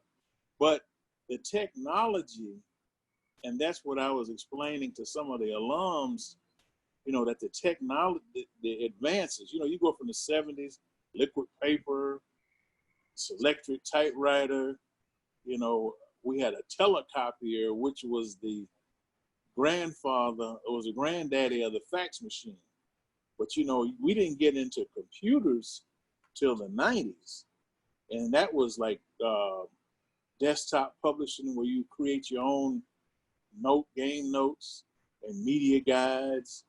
And eventually we got into statistics, because, it just had to be a faster way to do things, because with technology accelerating the way it was, we had to have a way to put those stats online. And then once the internet hit, probably the late 90s, early 2000s, websites, then Facebook, social media. Now, see, by that time, I'm pretty much almost like a dinosaur now, because, that stuff kind of leaves you behind. I mean, but the beauty of it is that you're able to get your information out much faster. And now it puts pressure on us in a way, because we get information out, but we don't necessarily have to wait for the newspaper. We can put it on Twitter, Facebook. You can use all the different platforms, social media, along with your website, and your information is immediately published. Fans and alumni and parents can get it right away. And I tell you what, when you talk about statistics, the live stats was a godsend once we learned how to do it. Make sure we got it to work, because we were already doing computer stats, but it's in terms of getting it linked in to that system, because once you get live stats, you can follow games as they're played. And that's great for parents who want to see how their kids are doing. It's great for the media, because now they don't have to wait for you to call in the results after the game. They can follow the game if you're away. Basketball, when I used to sit in the office, when I couldn't travel with basketball or softball or baseball, I could follow the game, write the stories, and have them up before I actually got the final statistics from the host SID. But that's been the beauty of this area in particular, is the archives, keeping the records, maintaining the tradition. That's part of maintaining the tradition, is keeping track of who had what. I mean, just in my career, I think about Vince Coleman, who was a punter for FAMU and a place kicker, but he ended up becoming, one of the all-time leading base stealers in Major League history. I never would have thought that, because his cousin, Greg Coleman, who was one of the first black punters in the NFL, that was Vince's ultimate goal when he was in college, was to join his cousin in the NFL. But he was a guy with tremendous speed, and I think the Redskins wanted him to try out as a wide receiver. But I think he made a good decision, didn't he? I'd say he kind of made a good decision, going baseball instead of football. Yeah. I mean, but that's the beauty of being kind of on the ground floor in this business, whether in you as journalist or me as a inside journalist, you get a chance to rub elbows with these coaches and the athletes. I mean, Marquise Grissom, who knew he was going to be as big as he was, or any of these athletes. I mean, so that's part of, I guess that if there's a reward for the long hours that you put in, it's seeing these young men and young women, actually do well, like a Natalie White, who is in the front office with the LA Sparks now. So that kind of situation, you just never know, who you're going to meet and where they're going to end up. So I got to follow up. I got to ask this one last thing while we're on this subject. what you think about game days and stuff like that from back when you first started, where you could probably barely get a game on the campus radio station, to now where everything is streamed on the internet, multiple platforms, even you're on ESPN now. Kind of go through that evolution from where you were sitting at. Well, for a long time, HBCUs and smaller schools were kind of left out of the loop. In fact, really, when you think about, my years as an undergrad in journalism, I was in print journalism. We used to hate the broadcast journalism, students, because TV stations, if something happened, or radio, they could interrupt programming and get that story out right away. Whereas with print, unless you had an afternoon paper, you had to wait till the next morning to get your story. But now with technology, every news outlet, whether it's print, and they're almost gone, they're almost extinct like newspapers and magazines, they're almost extinct in terms of hard copies, like we used to get at newsstands and out of the newspaper boxes, because everybody has a website now. Mm-hmm. So everybody has Twitter and social media pages. So if something happens, Trump sneezes, and he does apparently now. What that does, of course he tweets, but it's amazing how we went from, say, you were talking about the transition. We went from doing news releases that we'd have to, either call them in and dictate it to the news department, or take it to the news desk, or we could fax it in. Now, all you do is you do a tweet. You put it on your Twitter now.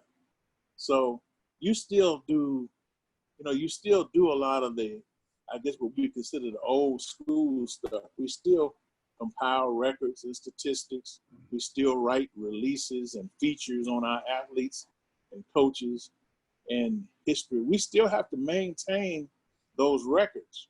So that aspect doesn't go away. But the technology now allows you to showcase that stuff in more ways. And even though the big, you look at the major conferences, they're going to get all the TV packages. They're going to be on ESPN and Fox and everything else. But now we're in a position where, we can create our own networks, even if we're streaming through our websites on campus. So, and doing radio on campus. I think one of the groundbreaking things that LeCount Conaway did years back, rest his soul, was come up with the idea of the satellite radio concept of putting HBCU sports on satellite radio. And that's an area I don't think we've really taken advantage of as much as we should have, because we have alumni all over the world and certainly all over the country, and to be able to put your games on satellite where you can actually hear the games beyond your local region is something that I think as moving forward is probably something that we're going to have to get into. But the technology has just made it to where we can get our message out a lot more effectively, and it's actually fun, really, because because now and if you're able to do it in a timely manner, you can get coverage from the media, because they don't even take releases now. They're looking for the Twitter and the Facebook. So if you got that social media piece down, then it opens the doors for a lot for your university and for athletics. Yeah, it is, and it's interesting that to look at the 50 years of just where the MEAC is and see the changes that have occurred. with that aspect of thinking about the 70s. And as you mentioned, I'm just thinking of my time in the 90s being on campus and some of the things that I remember coming to your office back when you had that small office and you had papers everywhere. You had file cabinets and papers everywhere, man. And I used to come in there and I used to think, well, how come this information is not up somewhere where we can get access to it? And Alvin would be like, well, where am I supposed to put it? Who's going to put it there? How's it going? Yeah. And so it's for a sports stat nerd geek like myself and many of us out there who soak up the stats and the old school history of the sport and the game. It really is fun to kind of see where things have progressed. And I'm gonna give the MEAC some props, because part of this MEAC 50th anniversary page is the record books that are all on this page, and that's MEACsports.com. And that is a great, it's fun sometimes to just go back and look at the history. And I know once we get back into playing games and things of that nature, it'll definitely become a resource for a lot of journalists and people. As guys break records, as guys have big performances, you'll be able to quickly go back and reference, hey, this 99-yard rushing performance, where does this rank among the top 10 rushing performance? And you can quickly get it. You don't have to do a deep dive internet search. You can go right to the conference page, go to the record books, and it's there in a nice PDF format. So I hope all of our conferences, and I may be putting other conferences on blast, but I think the MEAC's record books are the most accessible among, the SWAC, CIAA, and the SIAC. Maybe I'm wrong, but at least from what I've seen over the past year, it's the most accessible. And so, I just want to take a second and shout out the MEAC for that. We're going to take a break for a quick second, Alvin. And when we come back, I know we're going to jump. We got a lot to unpack here, and I know we're going to jump into this 50 greatest moments. And then also, you can tell us how this thing came about, because you were a part of helping to put this together. This list that we see, you were a part of it from one school's perspective, and every school had to do this. So we'll kind of share with people a little behind the scenes on how this list came together, because I'm sure there are players and there are moments that are missing in some people's minds. And so we'll kind of dig into that. So hang tight with us if you're watching us, if you're listening to us. We'll be back right after these words.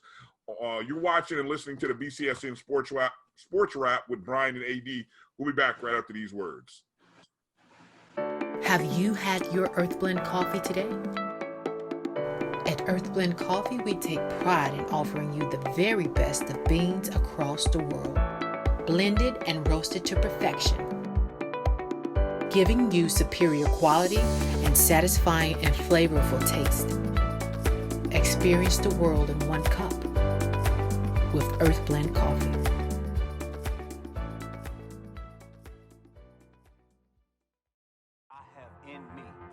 Support the Black College Sports Network so we can continue to provide you coverage. Go to myjbn.com/support and be a part of the Black College Sports Tell everybody Network. they can follow their dreams. Because the fight isn't over yet. You will see me choose to protect my community by wearing a face cover. And even with my face covered, you will see me. As a son. As a man with a never quit attitude. As a fighter for change. Join me in wearing a face cover. To help stop the spread of the coronavirus. Because this is one small act of kindness that has the power to make a big difference.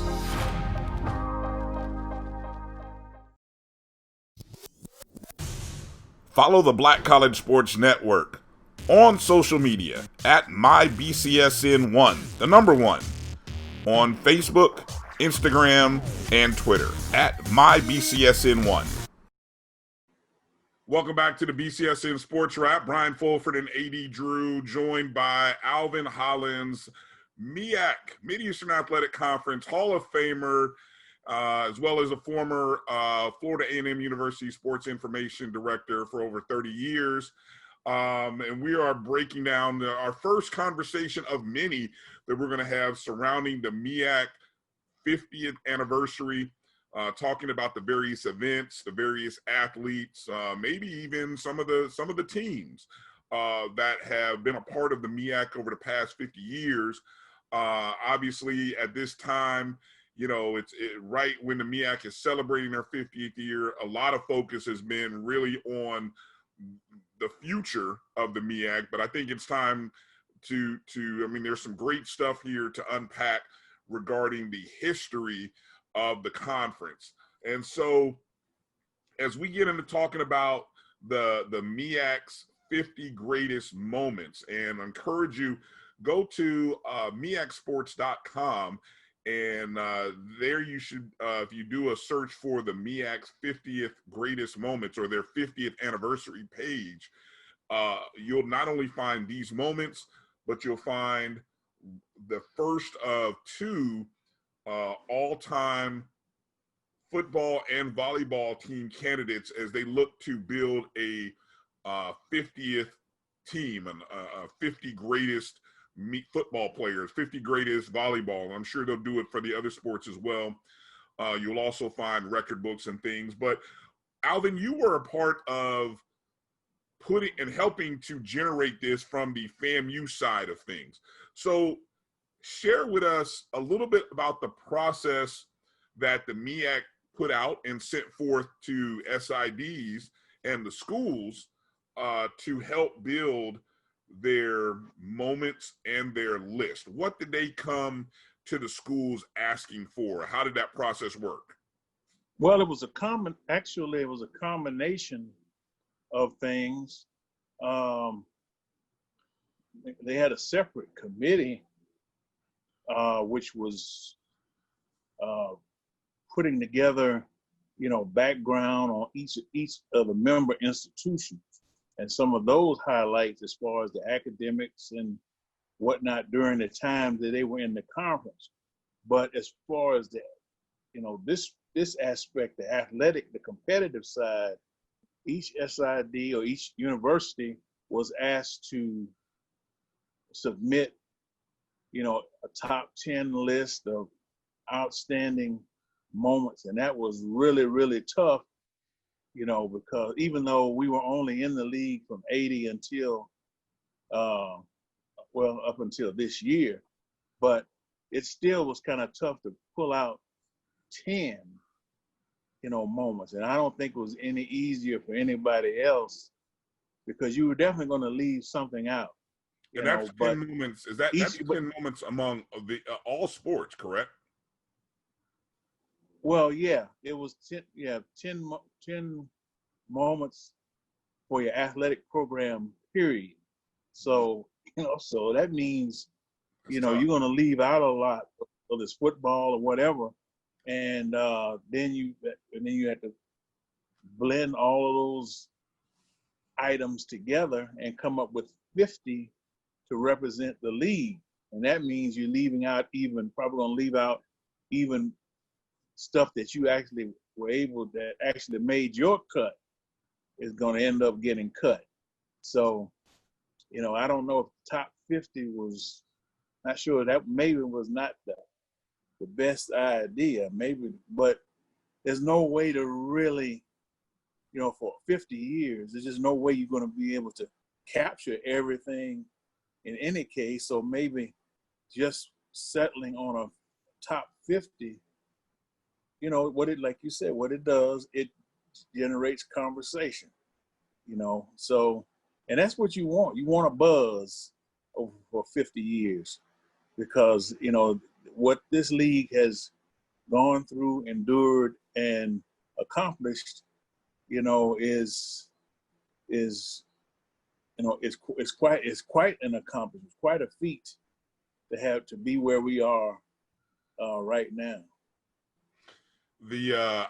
That's one of the things I'll be waiting to see when the schools kind of put together their top moments, which I would imagine, or I would highly recommend to any of the schools that are out there that might be watching or listening, to say, hey, I hope you guys put your list, or the list that you submitted, I hope you create your own, top 10 or top 50 or top 25 moments to celebrate the athletic programs or athletic accomplishments in the MEAC. I think every conference, every school should be doing that. So I know obviously there are moments that don't make the cut, so to speak. And as we get a little bit deeper into this, I'm sure you can share from the Florida A&M perspective what things maybe got left on the cutting room floor, so to speak.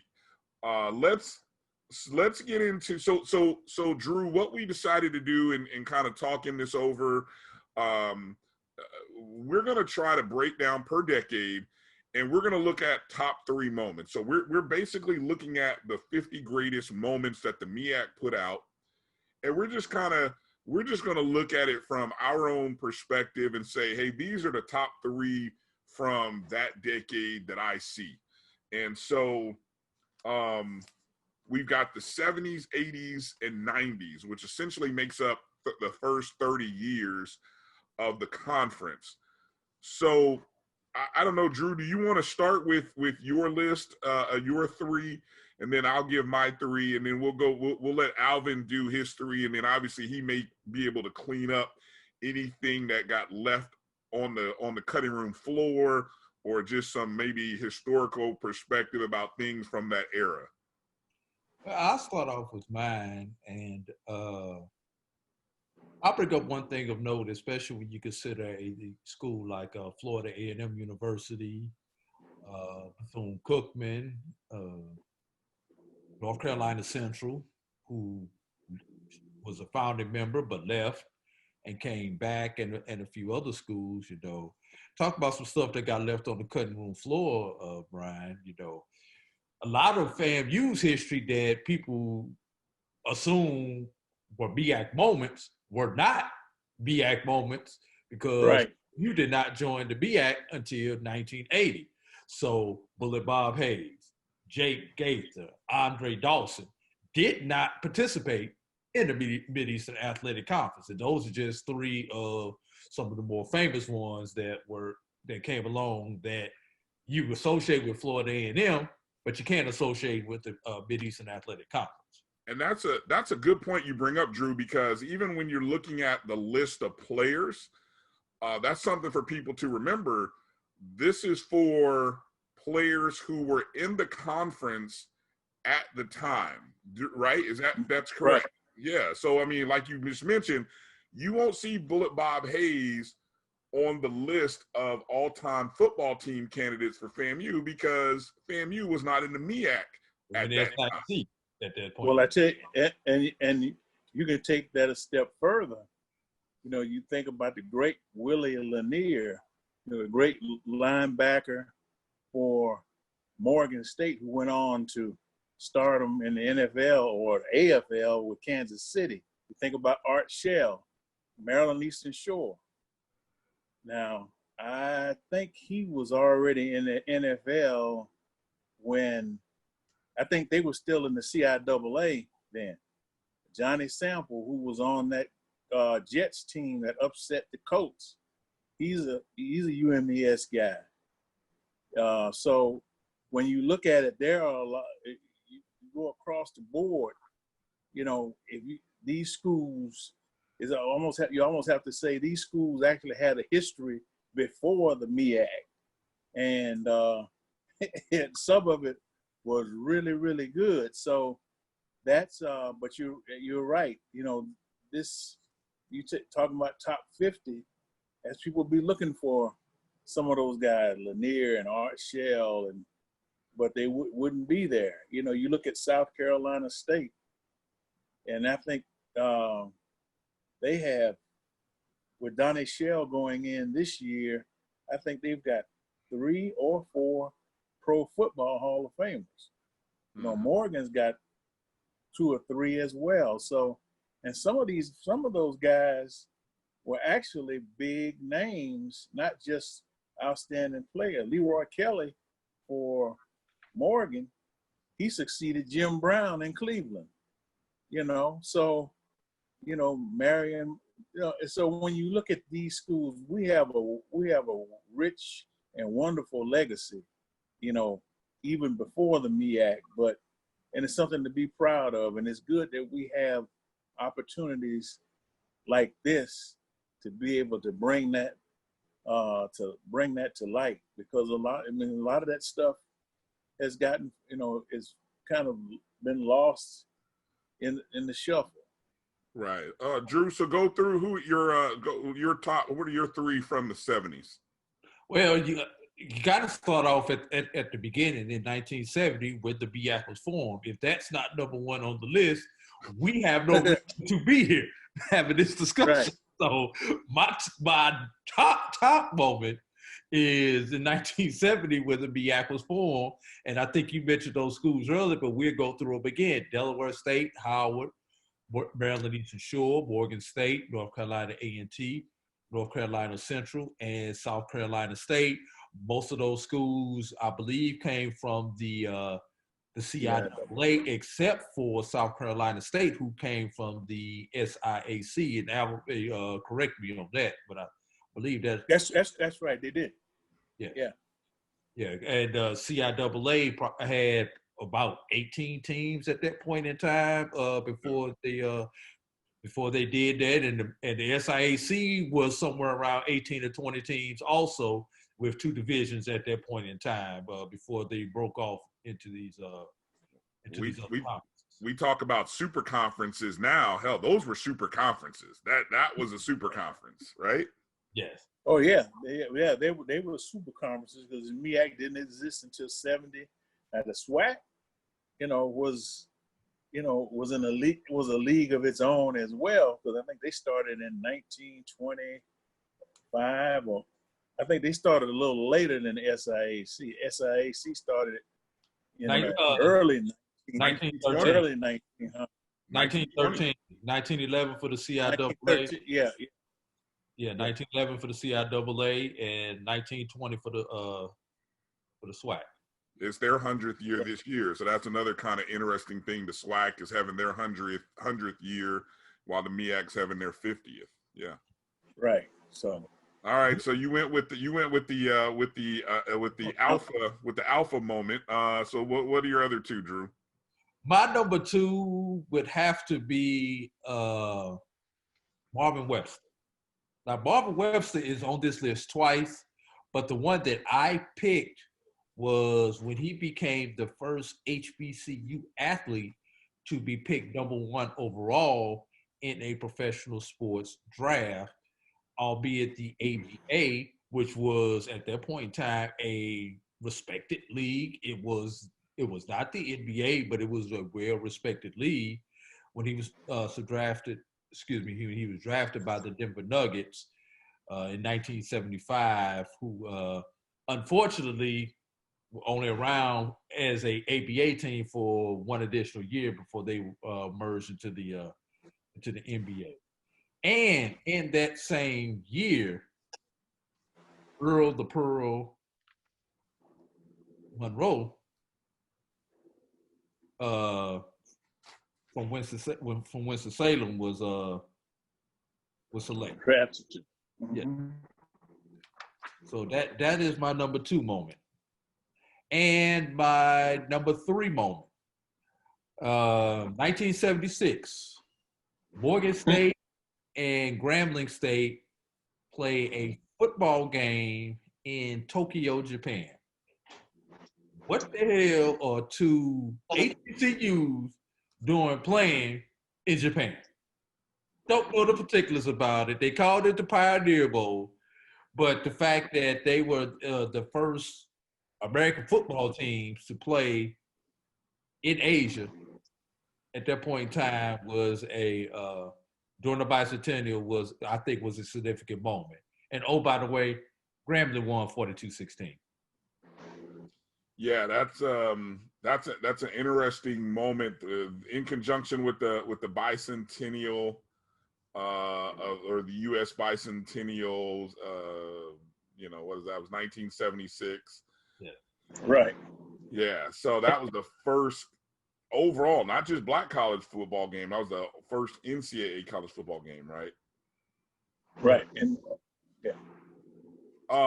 So my three, I left off the alpha moment because I figured that was by default the moment, So it's like, I left off the alpha moment. I didn't use that as one of my three.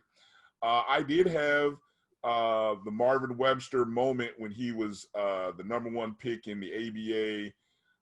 Now, it says that he was the number 3 pick in the NBA draft that same year. Any clue as to who was that team that selected him number 3 in the NBA draft?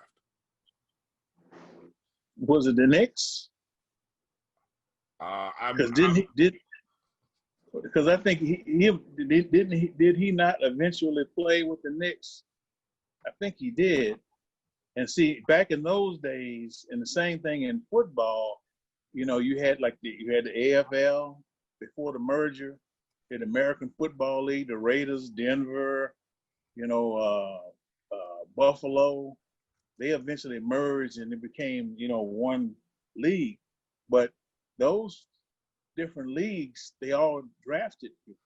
The Canadian League drafted you. So, say for example, Billy Joe, whose 80th birthday will be on the 14th of this month. He was drafted out of Villanova by Denver. He was also drafted by the NFL team, and he was also drafted by a Canadian League team. So he ended up going to Denver. He was AFL Rookie of the Year in '64, I think it was. But anyway, in those days, the leagues competed for talent, but when they drafted you, they owned your rights. So if at any point you decided you wanted to go to the NFL or the NBA, you had to settle up with the team that drafted you. So that's how those drafts really worked. They were basically getting your draft rights, because there were some guys who got drafted. We think about people leaving after their junior years and stuff now, but back in the days, they would draft some guys just to get just to keep other teams from getting them. They might more or less get your rights, and then you might not play for another year or so, but at least when you were ready to go pro, you had to start out with that particular team. So, this free agency and all the thing that we're used to now, that didn't exist then. The whole labor market was totally different back then.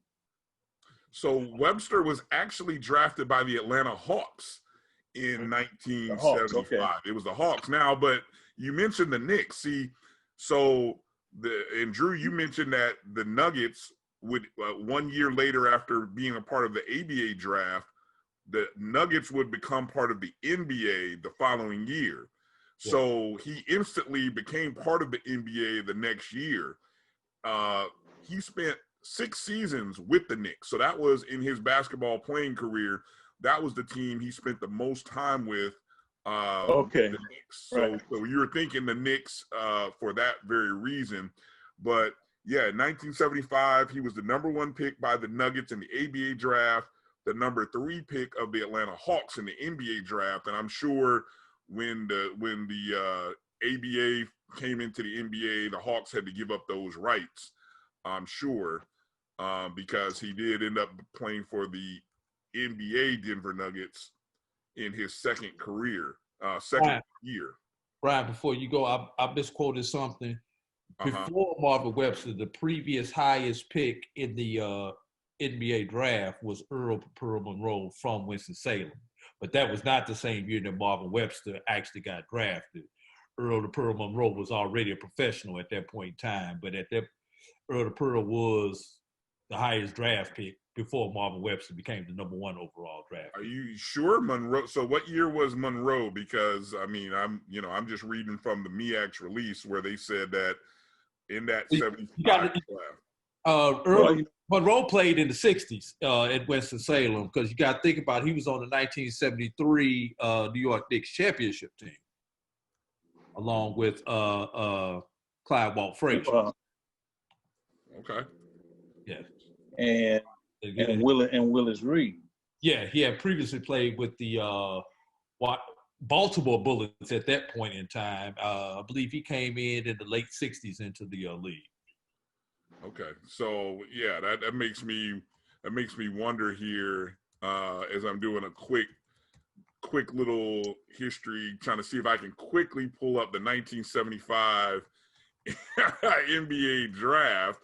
The power of the internet. We talk about technology to kind of see who Alvin would have had to remember that off the top of his head back in the day.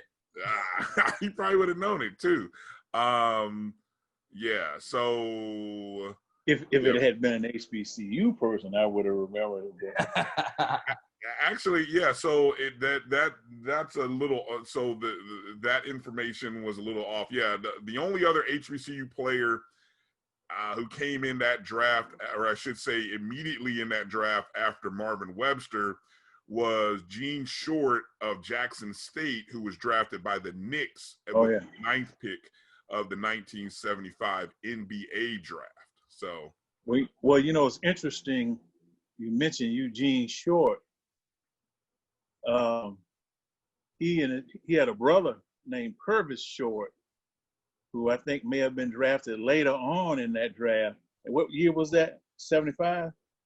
Yeah, that was in the 75. Okay, you got me. Okay, and the reason I look for another Short in that draft. And I throw that out because I was at Southern University at the time. So Purvis and Eugene Short played basketball for Jackson State. They were first-round draft picks. Walter Payton was the running back at Jackson State. He was a first-round pick. So Jackson State, I remember getting the news release from Jackson State where they had 3 first-round picks on their campus. And it was the Short brothers and Walter Payton, 1975. One quick note about Earl the Pearl Monroe, since we brought him up. No, don't bring up Pearl Monroe. No, this is not little known history facts about. No, well, I just want to clarify this. No. 1967 Baltimore Bullets. What? Number 2 overall draft pick by the Baltimore Bullets, 1967. All right. So whatever the reporting, I was going to add for just to add reference, Purvis Short. He actually came into the NBA in '78. So he came in later. Okay. Yeah, a little bit later. Well, he was a younger brother anyway. Yeah. You're right. All right. Good old basketballreference.com. Love that site. All right. So I was right there with you, Drew, on a moment. And I almost selected the Morgan State Grambling game. I'm gonna go a year before Marvin Webster was drafted. I selected the 74 Maryland Eastern Shore men's basketball team that did something that had never been done before by an institution at that time when it received a berth to the NIT. They were 24-1 during the regular season, won the MEAC tournament, made their debut and actually defeated Manhattan College 84-81 in the first round. They did lose to Jacksonville in the second round, 85-83. And I thought that was significant for the standpoint of people now, we think of the NCAA as this big monster, but 50 years ago, the NIT was just as popular or maybe more so than the NCAA. Yeah, NIT was more popular because it's, because it was based out of New York, and back in the day, New York was the de facto basketball capital of the United States. So, the NCAA came along much later as far as the tournament. But you're right, the NIT was the bomb. Yeah, Because it probably wasn't with the NCAA's affiliation with television, and as ESPN and the cable companies grew, that's when the NCAA and the NCAA tournament became this thing that surpassed the NIT. But imagine if ESPN and NCAA or ESPN had partnered with the NIT instead of the NCAA's tournament. Who knows? We'd be talking about the NIT as the national tournament of choice. Plus, also, you have to remember back in the day, Brian, unlike the 68 bids that you get now, there were, at one point in time, if you didn't win a conference, you didn't get in. Then they started going with that largest. I believe there may have only been in that time maybe 24 bids to the NCAA tournament. So getting a bid to the NIT brought a little bit more credence than it does now. Because that team would have made the NCAA tournament under today's standards. And just the fact that you had a 24-1 record. I mean, I long for the day when I see an HBCU team with a 24-1 record, given some of the non-conference opponents that they play. I would love to see that kind of margin going into the postseason tournament. And so I'll stick to basketball for my third event now. I go with March 23rd, 1979. That's when South Carolina State's women won the AIAW, which is short for the Association of Intercollegiate Athletics for Women. Yeah, they won the D2 National Championship, 72-67 over Dayton. And that's significant because that was right at that point where women's basketball was not even on the minds of the NCAA. Well, I won't say it was on the minds, but it was not a part of the NCAA. And that AIAW was the tournament. I mean, that was just at that infancy stage when women's sports was just really taking off as its own. And you could probably talk a little bit more about that, Alvin. Well, from a standpoint of Title IX was passed by Congress in 1972, but 79, 77, I think 78, 79, somewhere in between 77 and 79 was when Title IX was, I guess, was basically, they started enforcing it in athletics. But it was one thing, they were enforcing it at the universities because they said women weren't getting fair treatment in terms of admissions and everything else. So naturally, and that's actually has been sort of a bone of contention with athletics ever since it was put in play, because it, when they talk, you hear about these things, what they call proportionality and equity. You have to provide the same number of opportunities for women to compete that you do for the men.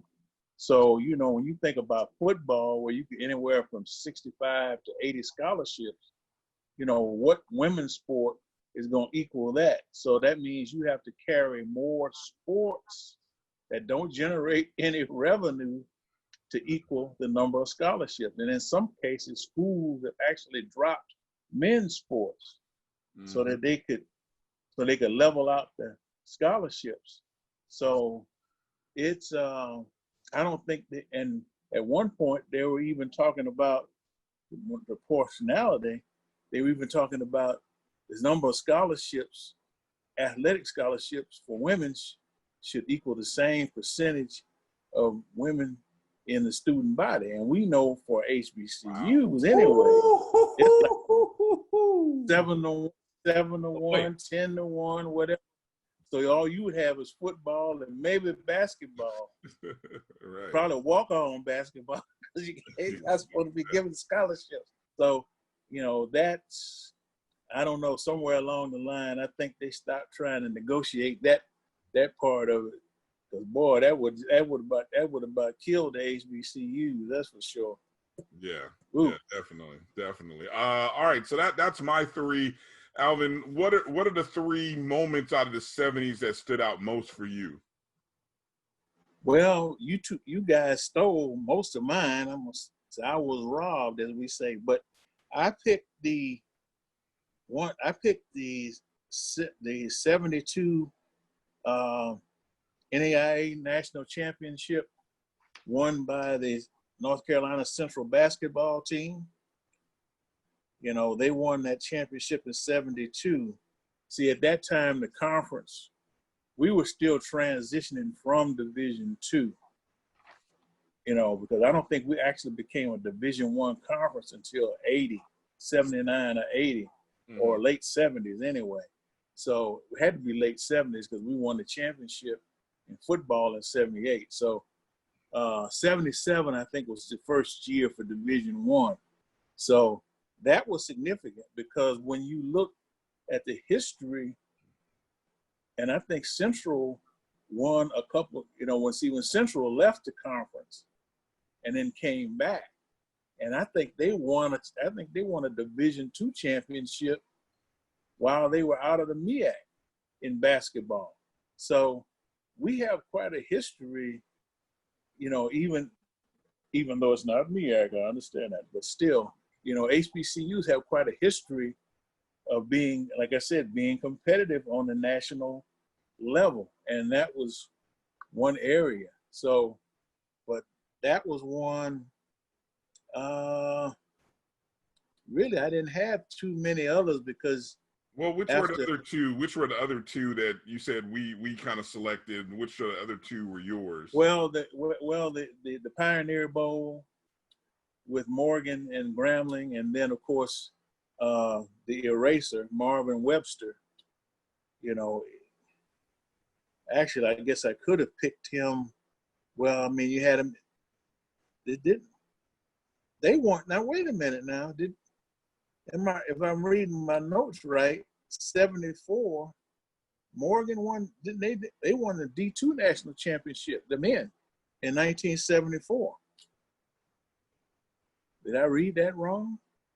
No, that's correct. Yeah, they led Morgan to the 74. Webster led Morgan to the 74 NCAA College Division Championship.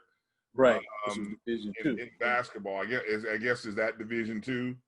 That's Division II then. Yeah. Okay. So yeah. So that was 67-52 over Southwest Missouri in the title game. Yeah. So that was one. I mean, because he was mentioned as a draft pick and all that, I think we kind of overlooked the fact that he helped lead them to a national championship. You know. So that was those were actually I had 3 national championships on my list along with the Pioneer Bowl, South Carolina State women, Morgan's men, Central's track men, and then of course the Pioneer Bowl. So those were my 4 from the 70s. Yeah, I think anytime you can win I don't know, I feel bad that I kind of overlooked the actual championship versus Webster individually being picked. I feel some kind of way about the fact that I went with the individual accomplishment over the team accomplishment. But needless to say, I think we can all agree that Marvin Webster and just what he did for Morgan State, and even, you know, being the number 1 pick was significant. That was significant in itself. Yeah.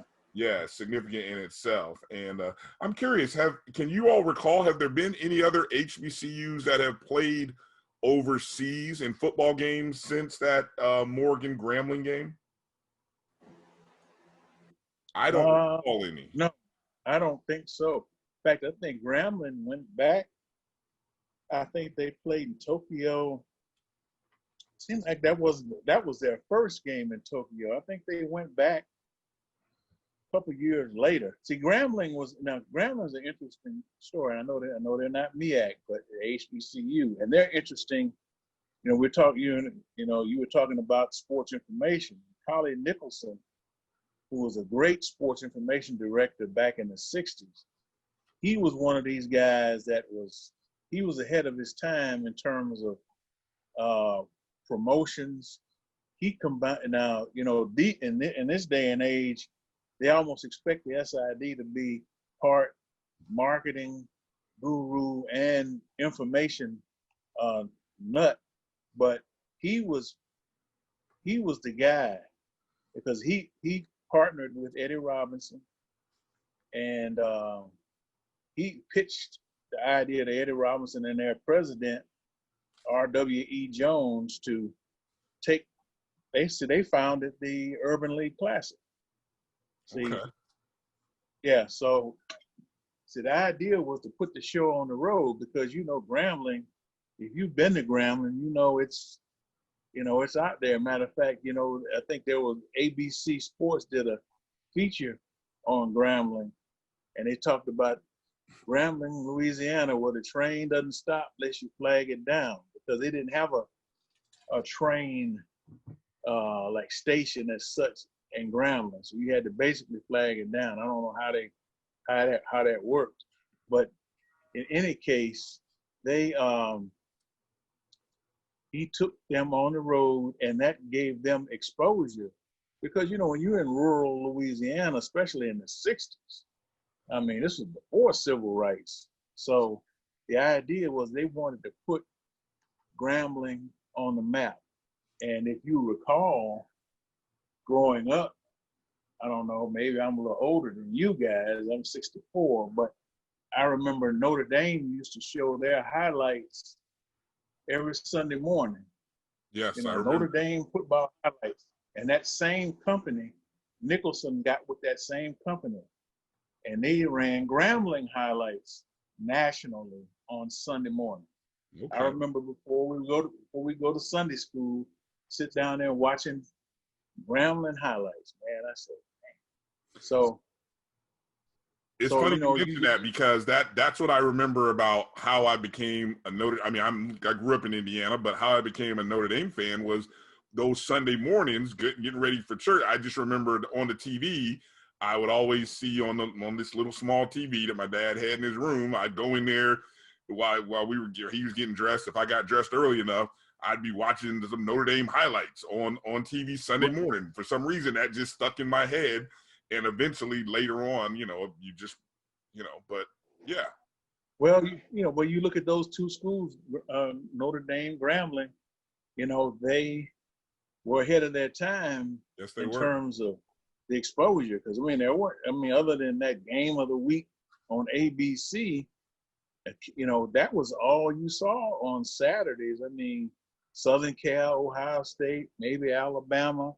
I mean, it's nothing like it. Of course, now there's TV everywhere. You're streaming and all that stuff till you're almost sick of it now. Actually, glad to see it now because you didn't think you were going to see it at all for a while, But it's amazing how, now that's a part of that transition. We're talking AD as well, to think about where you only had maybe one or two big football games on TV every week. And it was almost always the same teams, Southern Cal, Ohio State, Michigan, Southern Cal, UCLA, that kind of Alabama, Auburn. That was, LSU would maybe be on every now and then when they played somebody. And of course, the bowl games were all televised, but you didn't have as many bowl games then as you do now. In fact, I think they've watered that product down with all these bowl games, but hey, Drew, somebody's getting paid. Drew, write that down. I feel like that's a future story about that Grambling game of the week. That feature that Alvin just brought out. I feel like that's a story that we need to explore later on. Especially when we start doing SWAC 100 coverage. Yeah, write that down on the side note somewhere on a side pad. Well, and start talking about that. It's just so much. In fact, I think the SWAC might be one of the leading conferences in pro football Hall of Famers. Shoot. Oh, I'm sure they are. Yeah. Yeah. So. All right, let's move into the 80s, and Alvin, I'm gonna let you go first since we plucked away a lot of your thunder from the beginning. So we're gonna let you go first with moments from the 80s and the MEAC's list. 4 or 5. So there were 7 particular moments from the 80s to choose from. So, Alvin, which were your three that stood out for you? Well, I picked Bucky Smith, 1980. He won the Division II wrestling championship. I think he was I'm trying to think, was he at Morgan? Yes. Bucky Smith. Yeah. And he actually lost in the final. And see, back in those days, they allowed competitors, that I guess the division champions, to compete for the overall title. And he made it to the championship.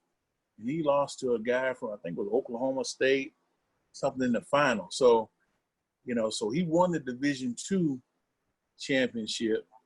And, he finished second in the nation overall. And I thought that was really significant because wrestling was a big part of this conference when we started in 1970. We didn't have it we didn't have it at FAMU, but, the Delaware States, UMES, I don't know about A&T, but it was a carryover probably from the CIAA, but they had, we had wrestling for a good while, in the conference. I think up until the mid 80s. In fact, Delaware State used to host the Delaware State Wrestling Championships in February. I remember how it used to, they'd be so frustrated because, they're trying to work that in around basketball games, the state championship.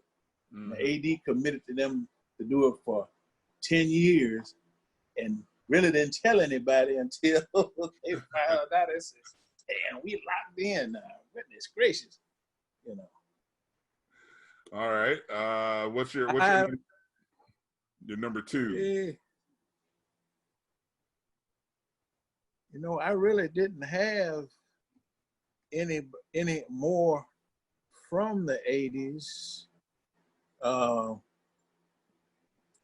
think I kind of jumped. Let me look. No, that was the only one from the 80s that I had. Okay, that's interesting. Okay. Yeah. I got a couple from the 80s I want to throw out there at you, Alvin, to make you think about, and of course, Bryan. This is part of your list, right, Drew? Yeah, this is my list. All right, go ahead, fire away. 1982, Howard women's basketball becomes the first MEAC team in the NCAA. By that time, it's the NCAA Division I basketball tournament. Have a move away from the AIWA, which was the original sponsor of the basketball tournament for collegiate women. Faced Long Beach State in Palo Alto, California. They lost, but they were the first to get there. So, significant moment. Number two on my list, same year, 2 months later, in May of 82, South Carolina State women catch the AIWA Division II Outdoor Women's Track and Field Championships. Wow. So Lady Bulldogs of South Carolina State got 90 points doing the beat 62 other schools. So that's I think that was a significant moment. And since we've got our Title IX compliance out the way, because I mentioned two women's sports on that one, so we're going to get a men's sport in. And I actually remember this game, 1989, Coppin State defeated Maryland, 70-63. So for MEAC team to defeat an ACC, the powerful ACC team, I was a big ACC fan back then. Duke, North Carolina, Maryland, I was just a big fan of ACC. So I was like, who are these copper people, as I called them back then, because I couldn't quite say Coppin State the way I needed to. Did not know they were HBCU at that point in time because I wasn't as versed in my HBCU knowledge back then. But looking back at it, I do actually remember hear the coverage of that particular game. So that's my number 3 moment. That wasn't Lefty Driesell who was coaching Maryland at that time. No, Lefty got fired after the then bias. Right. Yes. That was Bob Ward's team, was it not? That may have been Bob Ward's team. Oh yeah, it's 89. Yeah, you're right. And the only reason I remember that because I know there were issues like the Maryland fans did not. I mean, I know Bob Ward came from what was the high school? Dunbar, wasn't it? Dunbar, right? I think he came from Dunbar, and his time in at Maryland did not go as smoothly as everyone thought, and I think that loss to Coppin State was one of those things that didn't sit too well with the boosters and alums. Maryland went on an 87 non-conference winning streak after that loss. So it was like a message served after losing to Coppin State. Yeah. All right. So my 3, I also had the Bucky Smith at Morgan State, the wrestling thing. And it made me think, man, it'd be great to see HBCUs get back into wrestling. We've talked about soccer being a sport that we think more HBCUs should jump back into. How about wrestling? How about wrestling being one of those sports? You know? How about swimming? We had, I think Howard and A&T may be the only, if I remember correct, they're the only ones that I'm aware of that still have swimming. From a cultural perspective, it would be great to have swimming because I think it would debunk a lot of myths if we had swimming programs, Yeah, I had a reporter ask me once, is it true that that black people they sink when they get in the water? I said, nah, I don't think so. We were in the Navy, man. So I mean, we weren't all on the ship. Somebody had to get in the water at some point. Come on. I had a friend who was on FAMU's swim program back in the that would have been the 90s, in the mid 90s. That's when that's when FAMU last had a swim program, right? Right. Yeah. So yeah, I thought that was like you, Alvin. I kind of, the fact that he won the Division II title, then advanced to the Division I. Wrestling is just one of those. I mean, I don't know, man. Just one of those sports that I love watching from the sideline. I just couldn't do it. It's just couldn't do it. wasn't strong enough. But Vision Quest is one of my favorite movies of all time. I'll just put that out there. All right, my second one, AD. You mentioned the 82 Howard women getting into the tournament. I'm gonna go the next year as my moment when South Carolina State not only went to the tournament, but actually won a game in the tournament by defeating LaSalle 85-67. As great as it is to get there, it's always better to get there and win a game, in my opinion. So I went with South Carolina State in 1983. And then while we were talking about Howard, I actually went to the Howard 4x400 relay team that set an NCAA record of 3 minutes, 2 seconds, or 2.66 seconds at the NCAA Division I Outdoor Track and Field Championships on the campus of BYU. And the 4 men that made up that Howard team: Edward Sims, Richard Lewis, David Charlton, and Oliver Bridges. Any idea what do you imagine the record being like today for the 4x400? Is it I'm sure it's sub 3 minutes. I don't know. I mean, that's what we used to call a mile relay, but yeah. All right. See, when they went to meters, they started calling it the 4x4. But it used to be the mile relay. That's what they used to call it. So I don't know. I don't know if it's going to be a whole lot. Are you searching that right now, Drew? Better than the world record for the 4x4, which was set in 1993, Andrew Bauman. Oh, we don't need to know the names. We don't need to know. Reynolds and Michael Johnson. 2.54.29 set in 1983. That's the world record. What was it? 254? 254, yes. Those 2 minutes and not that much. 2 minutes 54 seconds.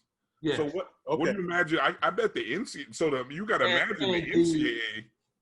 The college record is set by Texas A&M. 3.01. Oh, so they're not that far off of the 302. Yeah, I mean. Okay, so that's the thing about the MEAC. Obviously things are heavy towards football and even basketball, but in some of these other sports, I mean, we had some outstanding coaches and some outstanding teams and individuals, in these other sports like track. And, that's something that it's kind of sad. It's good to see we had some national champions and some things like that, but, there was some outstanding South Carolina State, South Carolina State, Howard, FAMU. They used to have some serious battles, the MEAC championships, indoor and outdoor, back in the 80s and the 90s. So all these sports, had their own, basic kind of history, right, and traditions. So, let's do. So I don't know, Drew. Are you doing any further research there? I'm trying to find what the all-time record. I'm just double verifying. I'm actually on the NCAA website right now. All right. While you do that, let's do this. Let's take a pause. 2.59 is the NCAA record. Okay, so 259. Set in 2018. Okay, that's recent. Okay. Yes. And so that's 2 seconds less than what you said. Texas A&M did 301, right? Yes, that's on. I'm on the NCAA website right now. Looking at those records. Oh, that's fun. So does it show you the timeline or the numbers after that? I mean, where is the Howard record still there somewhere? Where is that? Was 19. They may have a top. It right now it just gives the best time for every particular year. Okay. All right then. Well, hey, let's do it. Let's take a pause, and when we come back, we want to still get through a couple other things before we wrap up. So let's take a break. Quick little commercial break for a few sponsors, future sponsors, whoever they may be. You're watching and listening to the BCSN SportsWrap. I can't say that right. It's been about 3 weeks you've been doing it, Brian. Well, look, I don't know. That's the wabbit coming out your mouth. I got double birds right here off camera for you, Drew. You're listening and watching to the anyway, we'll be back right after these words. This is the BCSN SportsWrap. If I could go back and change it all, I would. I think I'm gonna miss you the most. I'm sorry. I'm so sorry. I'm so sorry. Or maybe it's just the little moments. If I could go back and change it all. If I could go back, I would. But I can't.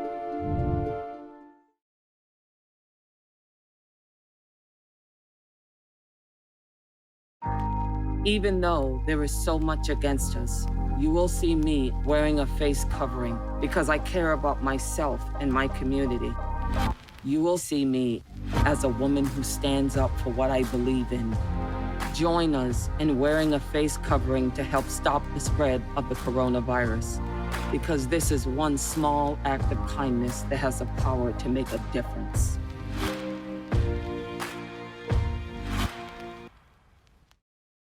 care for the house, the kids, and our future. My Shiro's day is never done. So let's save a little more now so we can create the retirement we want. A free 3-minute online chat can give us the personalized tips we need. Visit assureretirement.org/Shiro. Welcome back to the BCSN SportsWrap. Brian Fulford, AD Drew, joined by Alvin Hollins, MEAC Hall of Famer, as we are into our discussion, talking a little bit about the MEAC 50th anniversary and some of the greatest moments from that 50-year period. We've been talking about the by decade. We kind of been looking at it from a decade perspective, the 70s and 80s, and we're about to get into the 90s. Just want to give you a reminder, if you're watching and listening to us, give us a shout out. Send us a note on Twitter. Hopefully you're following us on Twitter, Instagram, and Periscope at MyBCSN1. Obviously, if you're watching us on YouTube, make sure to like and subscribe on YouTube, part of the Jericho Broadcast Networks, and leave a comment. Let us know any moments that you can recall from the 70s, 80s, or the 90s, as that's what we're talking about in this particular show. Let us know of some memorable moments from the MEAC that maybe we didn't get to, or anything that you didn't see that was a part of the MEAC's 50th greatest moments list. And you can find that list again on MEACsports.com. Just go to their 50th anniversary page. All right, so the part of the 90s, now there are only 5 particular moments that are mentioned here by the conference. I'm sure there's other things that might have been missed, and we'll kind of chat on that in a moment. This is my decade, me and Drew's decade, because this is when we were in college. So this is kind of our period, and right about that time when we started learning about HBCUs and the history and all that fun stuff. So it starts getting real and personal for us. Alvin, of course, had been a decade or so into his role, at a decade plus into his role as a sports information director at FAMU, Florida A&M. So Drew, what is your, AD, what's your first moment? What moment are you going to go with here from the 90s?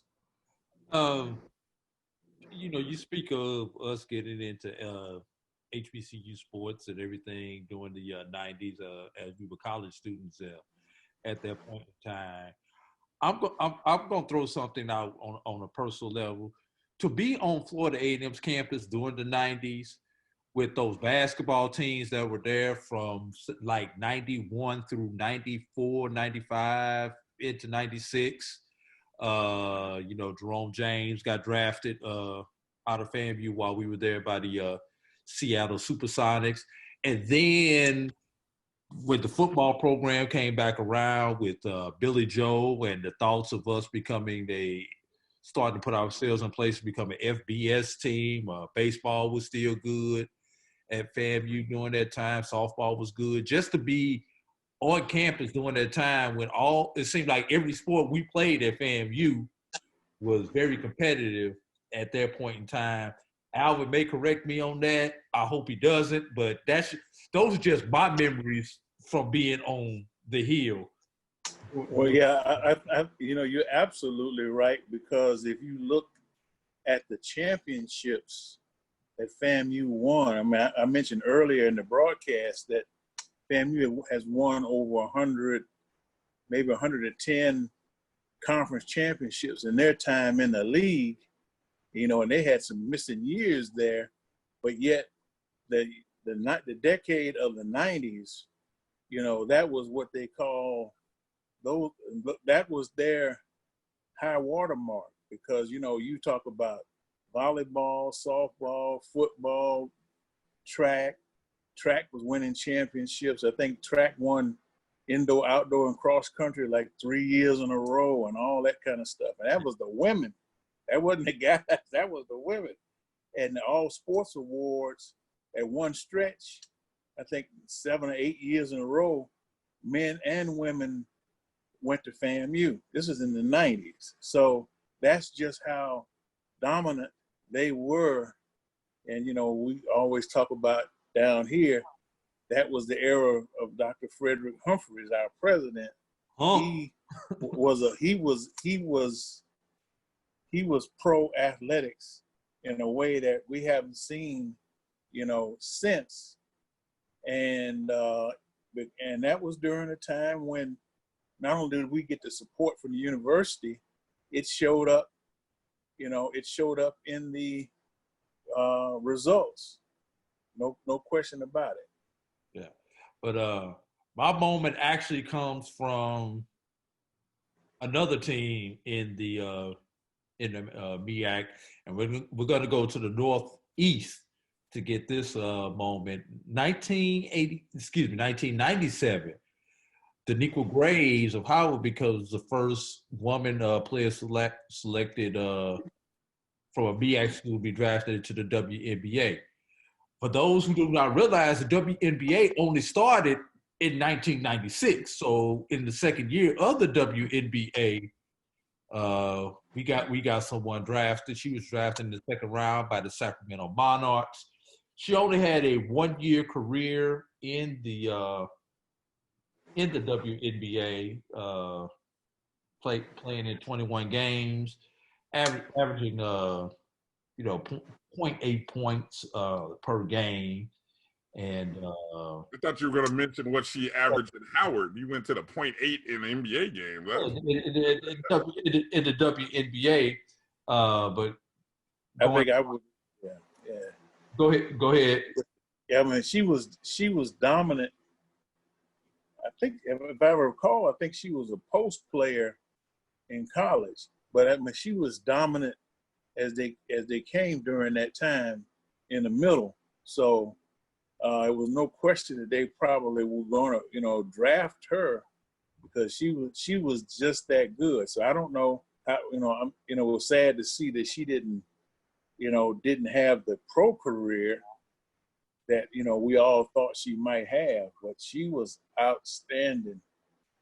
I mean, I think she was player of the year once or twice. I think she was a multi-player of the year, if I recall correctly. She was a dominant player. When we start talking about these individual athletes in some of the future shows, she definitely will be one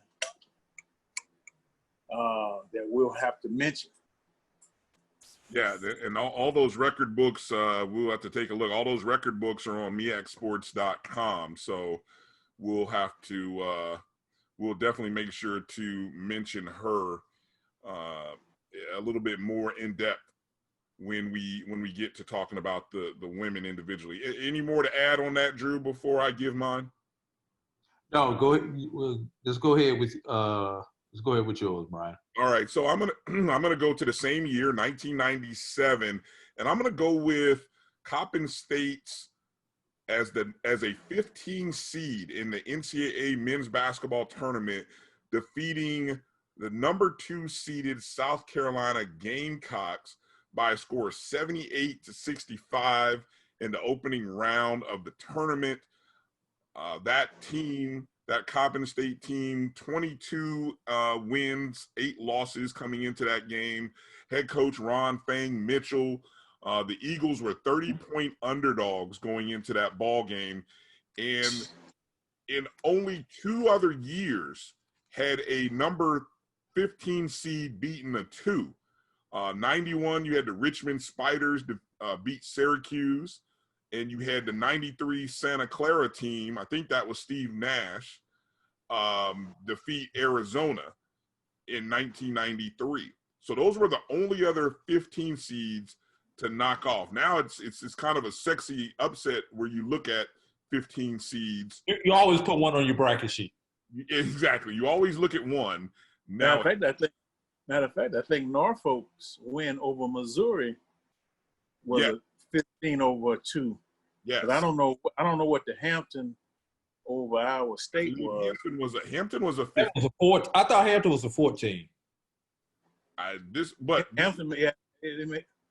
Well, I know one thing. The coach went out and got drunk after that. He lost his job after that game. Oh, hey, breaking news there. No, I guess it's not. And nothing personal. I'm HBCU to death, but I grew up in St. Louis, Missouri, so that loss hurt me as a Missouri Tiger fan. All right. Anyway, back to my event. You get off track there. So 30-point underdog. Only 2 other 15 seeds had won. And also, as we were just talking about Norfolk State and Hampton, and this was at a time when it was a 64-team field. They hadn't created this first 4, last 4, extra 4 team thing, and where they were sticking the MEAC champion in that, automatically give, it's like, even though, they were 15 and 14 seeds, those were still good teams, as evidenced by a 22-8 record. I mean, that's a pretty good record going into the tournament. That game is still regarded as one of the greatest upsets in tournament history. Obviously based, a 13-point win over a team that was actually the number 6 team in the country at that time. So that was a pretty big win for Coach Fang Mitchell.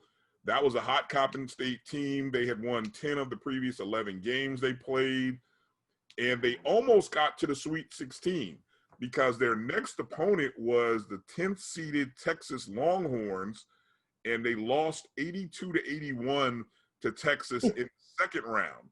1 point away from getting to the Sweet 16 back in '97. And I want to add about that Coppin State team. Yeah. They were 22-8, and the way our records are these days with these guarantee games is you usually 8-22. But Fang Mitchell had put together a squad. They actually had an outstanding pre-conference schedule, and I think that's what prepared them to go in against South Carolina and Texas, because they won a number of games against some of those, Power 5 programs and Group of 5 programs in the preseason. Bryan, you mentioned that, now we've got the play-in game or the first 4, whatever, and Alvin may be able to correct me on this one. Didn't FAMU play in the first ever play-in game? I want to say it was about 93 or 94. I remember I was in college. Well, 91. 91. We okay. played.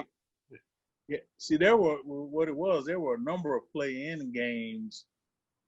We were from the conference. We were the first to go into a play-in game. We played Northeast Louisiana, now Louisiana Monroe, for those who don't know how they changed stuff over there.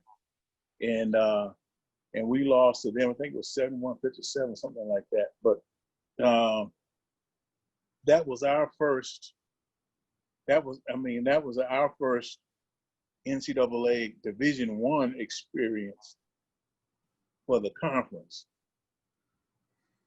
Yeah, but it was a play-in then. Yeah, because I don't think they had quite gone to 64 then. I think they were 48 or something like that. It was some odd number.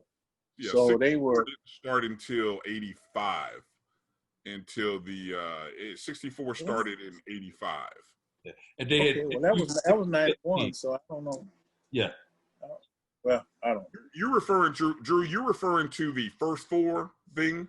No, where it was like the first playing game because something got off with the automatic bids or something like that. That during that time there were new conferences that were coming around, and they wanted to guarantee a certain conference an automatic bid, but they did not want to take away the at-large bid in order to guarantee this conference a automatic bid. Don't ask me which conference it was that came into existence then, which is why they created the play-in games during that time.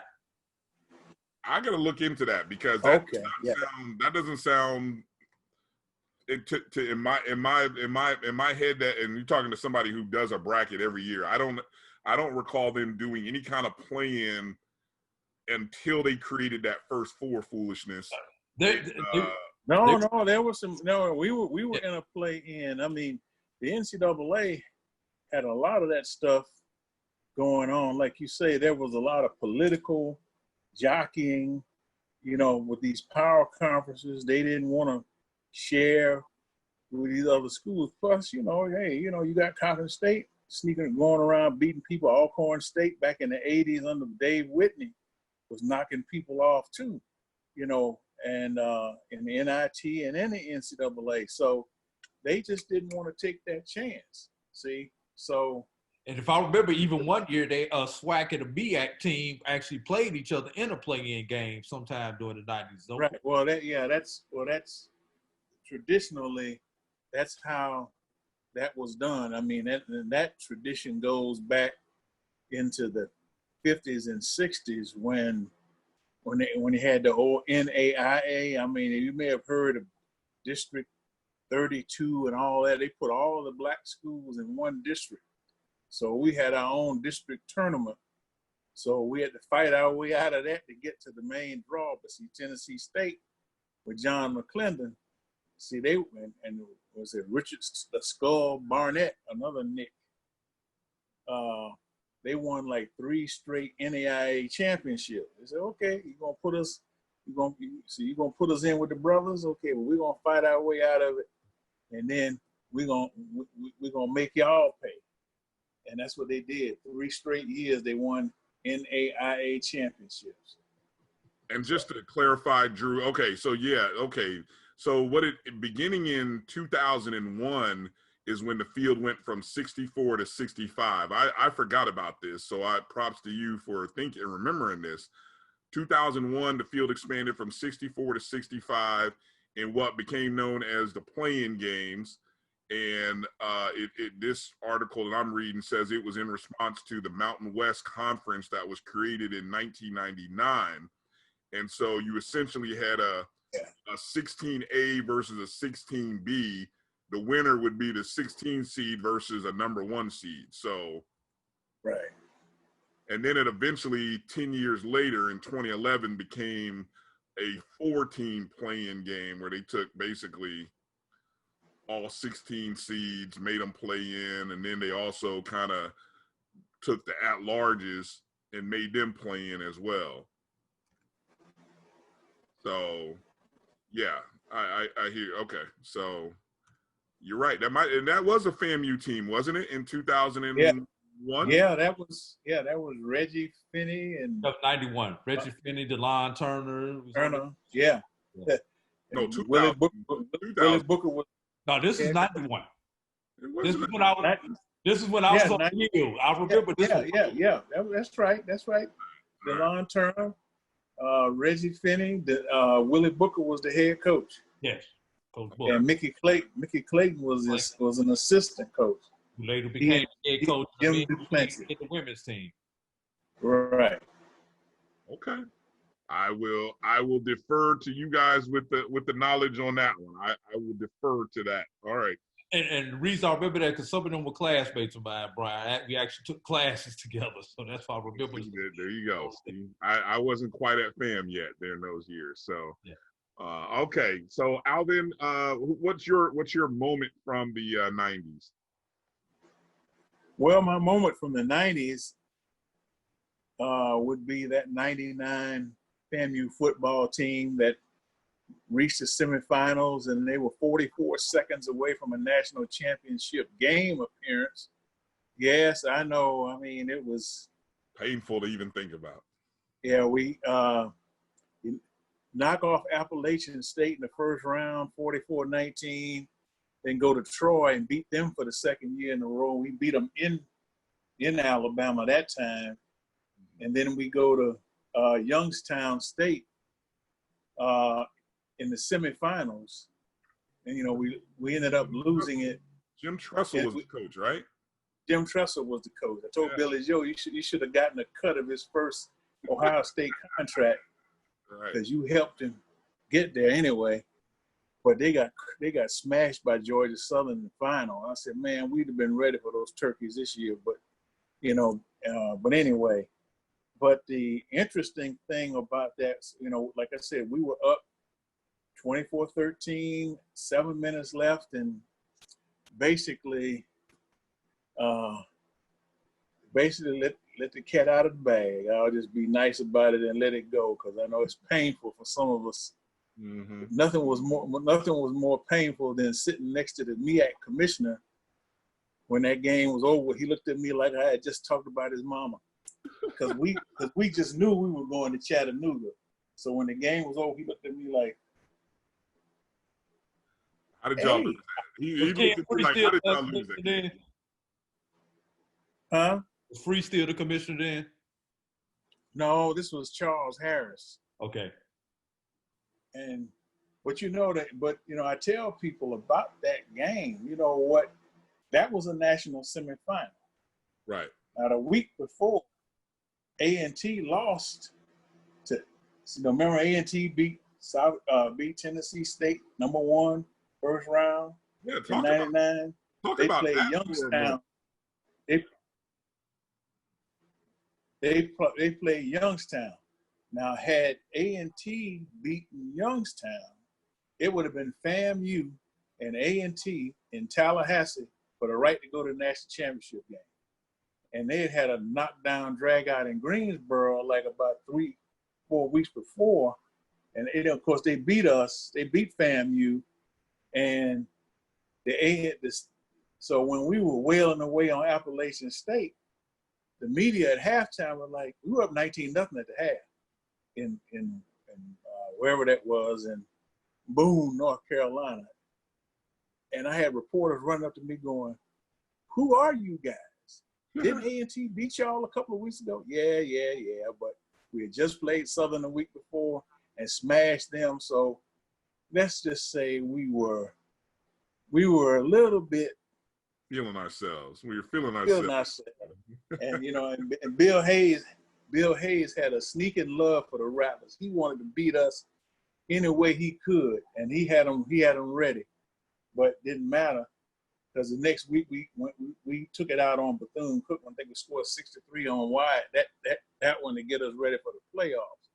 But and what also significant about that game or that year, that was the third straight year that FAMU had gone in as an at-large team. We went automatic 95 and 96, but then the next 3 years, 97, 98, and 99, we were selected at large. And interestingly enough, we were seeded higher than the conference champ. Now, think about it. Now, even though A&T defeated Tennessee State, that was a 16 versus a 1. Appalachian State was a 4 seed. FAMU was a 13. And I'll never forget the post-game press conference. The legendary Jerry Moore of Appalachian State said, "Ladies and gentlemen, I want y'all to know, that was not a number 13 seed team." Oh man, there's a lot to unpack just from that. I mean, just think about. Yeah. Just think one. You had a #1 ranked HBCU team in the FCS polls in Tennessee State. First off, which I can't recall the last. I don't think that's happened in the past 20 years since that time. But then, like you said, you had FAMU being an at-large bid.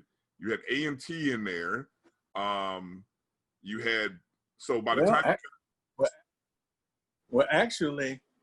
Actually, there were after the 1998 regular season was over with, FAMU was actually ranked #1 in a couple of polls, because if you remember, we lost that opening game to Joe Taylor and Hampton, 21-14, won 10 straight games after that, and then we got a chance to host Troy in the opening round, won that game by 10 points. And I think the NCAA just said, okay, enough of this. And Joe was won 11 in a row. There wasn't no way they were going to send Western Illinois to Tallahassee. So they flipped the script on us.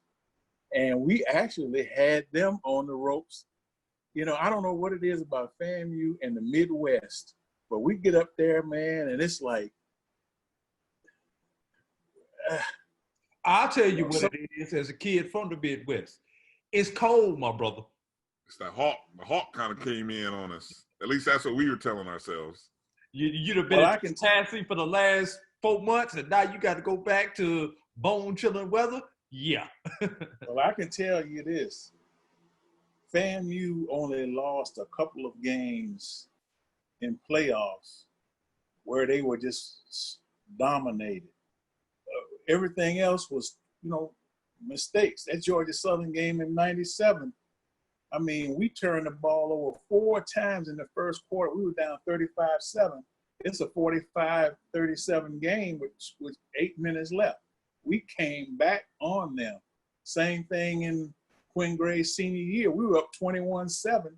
He twisted his knee almost like Doug Williams in the Super Bowl. And the next thing we know, they end up winning that game 63-45 or something. It just went back and forth. But turnovers is what ends up killing us. I mean, Billy Joe said, sometimes the best team don't always win. Al. I said, I believe that, but that's the beauty of competition. You got to line up and play.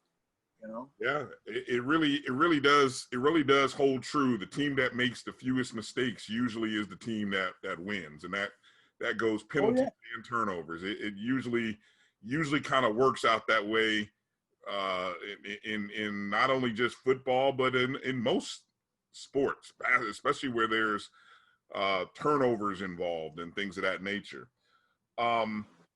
Yeah, there's a lot. There's another little side story that we can do one time about the just 1999 season and just the playoffs, because that's pretty significant. Let's do this, Alvin, for me. Is there anything out of the 90s that was missing? Because obviously, with only 5 things there on that list, I mean, we kind of talked a little off air. Might be a few items that you recall from the 90s that maybe should have got some consideration. Well, the one I guess kind of burning issue that I can think of is Natalie White, and I know we'll talk more about that when we start breaking down the individual players. But for over 20 years, she held the NCAA career record for steals, 600, which was 624. She set that record. She set that record between 92 and 95. She was the MEAC Player of the Year in 95. They won the regular season, and the first automatic. I know we talked about Howard being the first MEAC school to go to the tournament, but that was at large. The first automatic bid was won by that 95 FAMU team. And of course, we ended up going to play Tennessee. We played Tennessee. We played Pat Summitt. Yeah. That was a different can of worms, that baby. But still, and Natalie still holds a number of records for steals, even though I think her career steals record is gone now, but she still holds she set records as a freshman, junior, and senior. So that was one that was kind of missed, but like I said, it's tough putting a list of 50 together for over a dozen programs. Yeah, that Natalie White record, career steals 624 in Division I, that stood for 25 years and was actually just broken in 2019 by a young lady at Lamar University. She broke it. Now she broke it in 13 more games. She played 13 more games than Natalie, but still, pretty impressive. And Natalie, though, you mentioned she was injured a little bit and missed some games in her sophomore year, was it, right? Sophomore, yeah. She really only played about half a season. She got hurt, I think right before conference play or right in the beginning of conference play, and she missed a good portion of that season.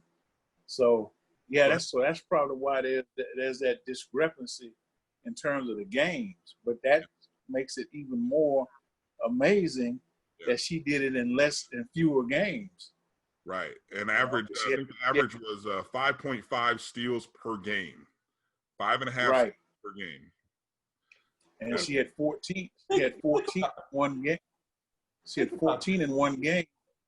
14 in one game, 5.5 steals, average 5.5 steals per game. That means you got to be getting on base 3 times per game to start off with, just to get to that 5.5 per average. Yeah. Well, they how many times did she get on base in a 14 steal game? Huh?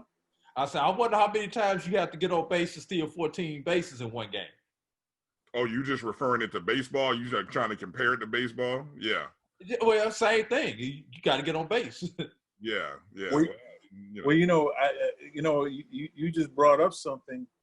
We were talking about 80s. Of course, we weren't in the conference then. I think in 83, I believe it was 83, Vince Coleman set the Division I record for most steals in a game, which was 7. Or at least he broke the record. Of course, it was broken later. I think he stole 7 bases in one game. So, that's pretty ridiculous. Wow. Hey, this has been a good look. Now again, this is just we've just been talking about the 70s, 80s, and 90s. We're gonna come back in some other shows and talk about the 2000s, the past 20 years, because if you look at that MEAC 50 moments, they listed about 30 some odd events. So the majority of their list is leaning towards the past 20 years. So we'll go a little more. Say again, Drew. Recency bias. Well, actually, I think most of your sports information people that are currently in the offices now, they're younger, and they have more access to records, in terms of these last, say, 20 years or so. Because when you start really going back, like you say, past the 90s, I think the availability of information just isn't as good. And you don't have, other than a few people, you don't have that many people who really remember outstanding performances. Right. Well, that's why I said I would love to be able to see each school's list, whether it be a top 20 or whatever list you had to narrow down to get to 10. I would love to see each school's list, because that would be hopefully a better representative of events. And then again, Drew, the recency bias, you may just have more opportunities to do things. You got to remember. I would think that as we got into the past 20 years, the athletic training and things that maybe weren't happening on such a constant level in the maybe 70s and 80s is probably more. It's happening more so now, where you have not only just more high school athletes playing at higher levels, but it's just going to trickle down into college too. And we're seeing, college athletes that are going into professional level with, they're more prepared. So it just all around, athletes and coaching has improved. Yeah, it's improved to a degree. Still certain things hold true, but the middle has gotten closer to the top than maybe years ago. The bottom's going to be the bottom, no matter what decade. It's probably more so the middle kind of rose up a little bit. All right, so look, we're gonna do for this. This is a lot for people to soak in. And again, we want you to comment, leave us a comment, whether you're watching us on YouTube or on Facebook. Leave us a comment. Let us know from the 70s, 80s, 90s, anything that you watched during that time period from the MEAC teams and that you think should have been a part. Join into that discussion. Maybe we'll share some of those comments and replies on our next show that we do. And then in the next show, we will also get into talking about the MEAC football players list. We will start to look at some of the names from the positions on offense, wide receiver position, the offensive linemen, the running backs, eventually get into the quarterbacks, and of course, then the defensive side of the ball as well. So it's a pretty extensive list, a lot for us to talk about, but this is the first of several podcasts and shows that we're going to do in recognition of the MEAC 50th anniversary. Remind you, go to meacsports.com, find their 50th anniversary page, and you can see these moments. You can even vote on the volleyball and football list. So you can take a look at the accolades of some of the athletes from their time, and you can basically create or be a part of the process in creating a MEAC 50th football team and 50th volleyball team. So, hey, Alvin, we appreciate you taking time with us in this show. And I enjoyed it. I'll be looking forward to more down the road. Yeah, definitely. As we get into putting together some other shows and kind of talking a little more, and we'll go from there. Now, Alvin, you're not big on social media, are you? You're on Twitter? Are you on Twitter? No, I'm not. I'm not on any of those platforms. No. All right, that's maybe Drew. That's our goal. We're gonna find a way to get Alvin into the Twitter space, and so and he doesn't have to do it for work anymore. He's not doing it no more. There you go. See that? Hey, you never know. And you never know, Alvin. That way, one day you're watching the game, you just feel like firing off a statistical fact from back in the day. While you're watching this game, think about this. But anyway, that's our goal, Drew. We're gonna find a way to get Alvin into the social media world. There you go. You can follow Drew on Twitter at BCSN Drew. You can find me at DRB365 on Twitter. Make sure you're following the Black College Sports Network on Twitter, Instagram, and Periscope at MyBCSN1. You can also find us on Facebook there. Also, go find us, the BCSN SportsWrap on Facebook as well. And, of course, we're part of the Jericho Broadcast Networks.